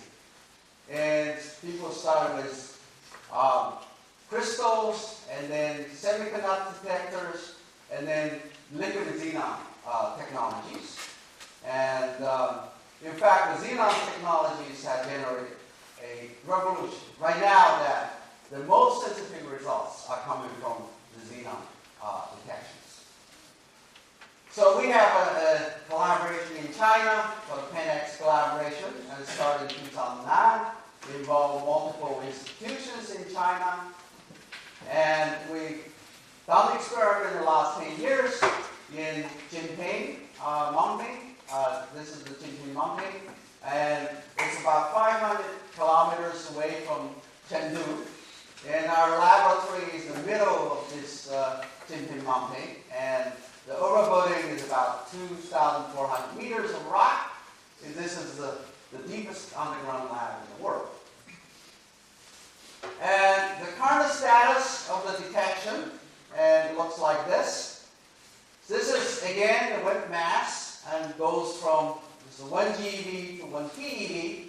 And this is the scattering cross-section, or scattering probability between the wind and ordinary matter. And every curve here is so far we haven't found anything. So every curve is just an exclusion plot. And you can see that people have spent a lot of money and been busy, produce a lot of exclusion curves here. And the most advanced here are the ones from our experiment, PanX, and also Zeno Montan from Italy, and Lux experiment from the United States. And the brown part of this plot is called the neutrino background. So we have a sun in the sky, we have an atmosphere that produce a lot of neutrinos. So if you detect them sensitive enough, you can see them, but so far we haven't seen them yet. But if we do see them, they become a background for our experiment. And so we have to, the hope is that we're going to discover dark matter particles before we have to run into this background. And we're proposing a 30-pound xenon detectors that we can hope to improve the current limit by 2 or 3 order magnitude and directly probe up to what's called the neutrino core. And this can be done. I think this is not a dream far-fetched. I think that the current detectors are all on the order of 10 pounds. And I think that in the future, 5 to 10 years, we may be able to make 100-pound or 50-pound scale detectors and improve the detector sensitivity yet by another 2 to 3 orders of magnitude. And so therefore, in fact, a lot of theory will predict that within the next 2 or 3 orders of magnitude, we should see WIMPs. All right, so in the remaining few minutes, I'm going to talk about what is dark energy. And in fact, what's called the dark energy literally is actually meaning the X-ray expansion of the universe. And so the question is, what is the mechanism for the X-ray expansion? And dark energy certainly is one option. Okay, it could be Einstein's cosmological constant, but it could also be dynamical dark energy, which has a life. It has some kind of matter or some kind of field, and with a very interesting equation of the state. But it also could be modified gravity, because the Einstein theory has been tested up to galaxy scale, but it has not been tested for the scale of the universe. So it is possible that Einstein's gravity is modified at the universe scale. And there may be other reasons as well. And so therefore, we need to find out what are the acceleration mechanisms that present in the experimental data.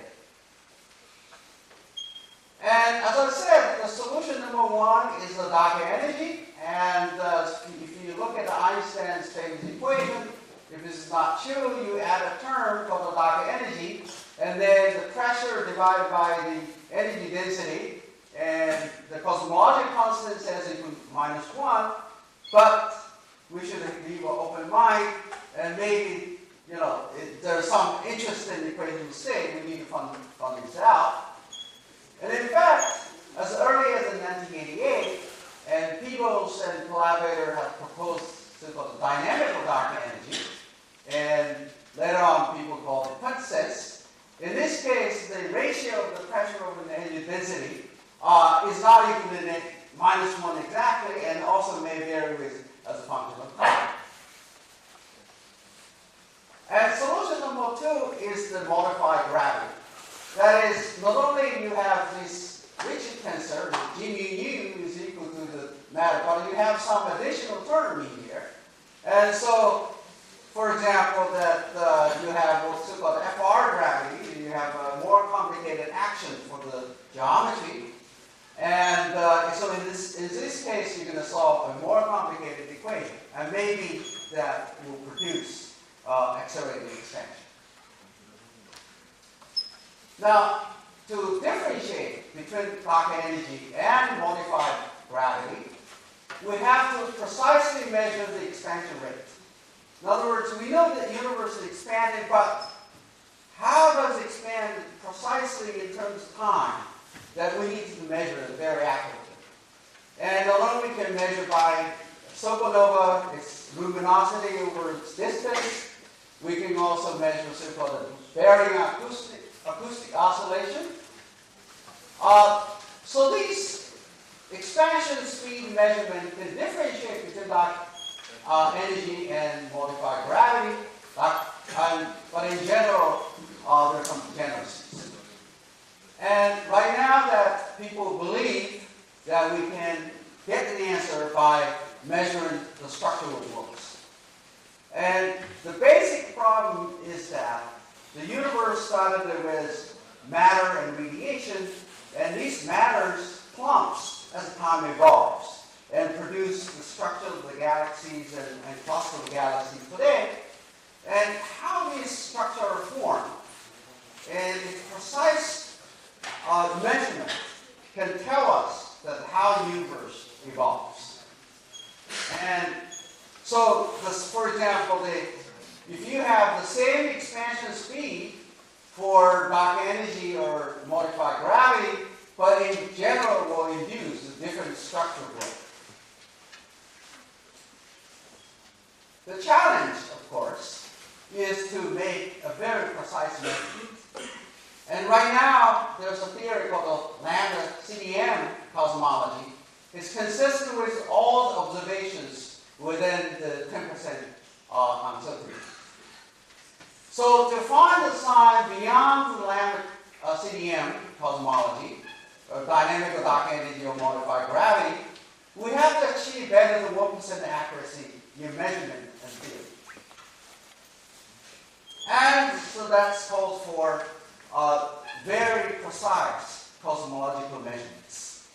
And right now there's third generation of larger scale structure study, and these are different experimental projects, for example, EBOS, DES, and HSC, and some of them are completing right now.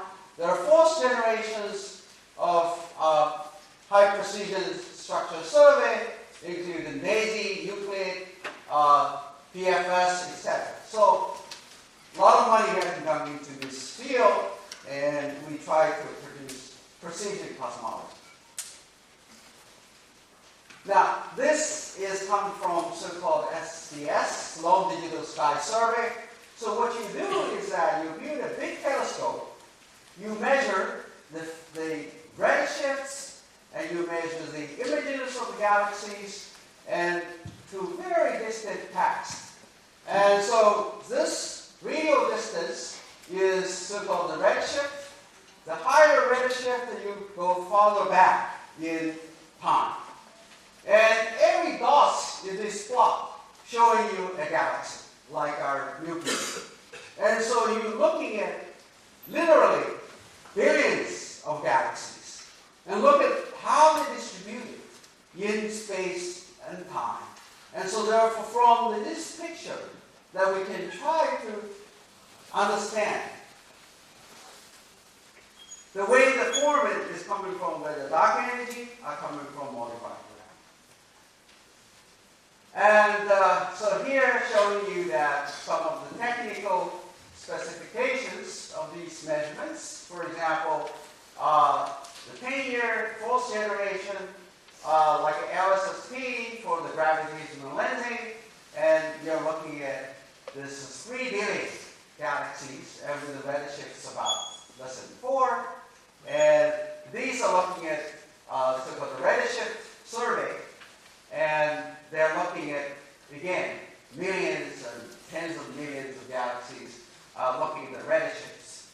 And so these are big experimental projects and require extremely high precisions. And for example, the signal is like a 1% level of background noise or 30%, and you want to get a signal precision 1%, which means that you really need to do a lot of that mining, all right? And statistics certainly is very useful. And again, here showing you the different projects in time, and DAISY and PFS going to start next year. And in fact, there's a big collaboration meeting, PFS. This is the 8-meter optical telescope in Hawaii, and pioneered by the ICRANet in Tokyo, and China is part of this. DAISY is a project lead by Lawrence Berkeley Lab, and is looking at a telescope in Arizona with a 4-meter diameter. And so these two projects will be leading projects for looking at studying the equation state for dark energy in the future. So here is showing you that some of the precisions in measurements, and so this is the varying acoustic oscillation. You're looking at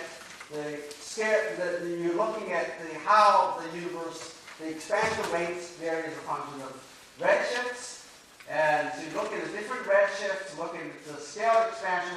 These are different experiments with different precisions, and then, as you can see, indeed, that a lot of these studies are aiming at the 1% level. And this is a look at the structure growth of the galaxies. And so by looking at the structure growth, you can differentiate between modified gravity and lambda CDMs. And this again compared with the redshift. So in about 10 years, and it is promising to answer the following questions. That is the cosmic acceleration driven by cosmological constant? What is the dark energy equation of state? And does the gravity at a cosmological scale deviate from general relativity? And so you see that, philosophical sounding questions can be actually answered by accurate science. And so this is very exciting. And this is my conclusion. In dark matter and dark energy are the most important mysteries in science today. We should be able to find them out. What is the nature of dark energy in the next decade or so? And with luck, and with a 100-pound scale detector, maybe we can find it out what is dark matter. Thank you very much.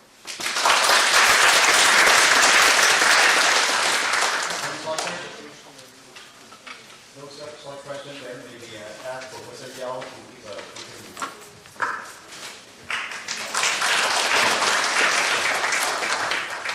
Well, I think it's a fascinating meeting with a lot of very exciting talks. And I look at many of these things, I learned a lot myself. Actually, from mathematics to general relativity to high-degree physics, they are all related one way or the other, I think.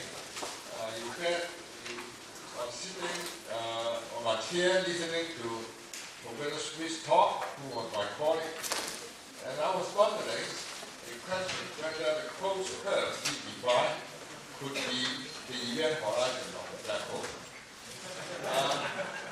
This actually is not a question I suddenly think of, because a very important question assumption that black hole physicists has assumed is that the event horizon is smooth.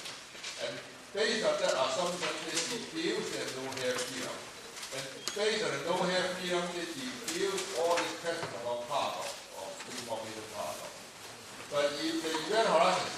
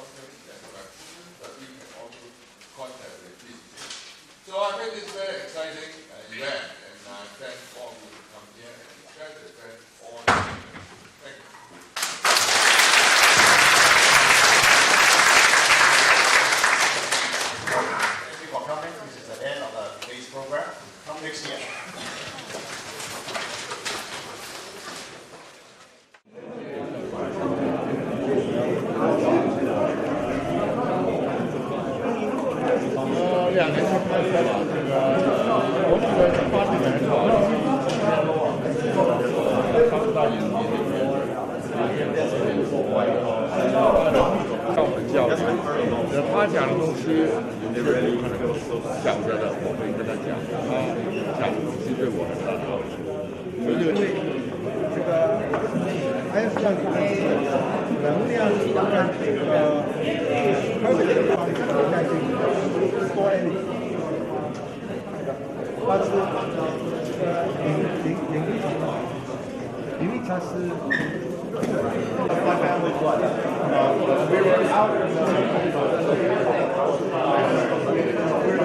across the border of the power plant.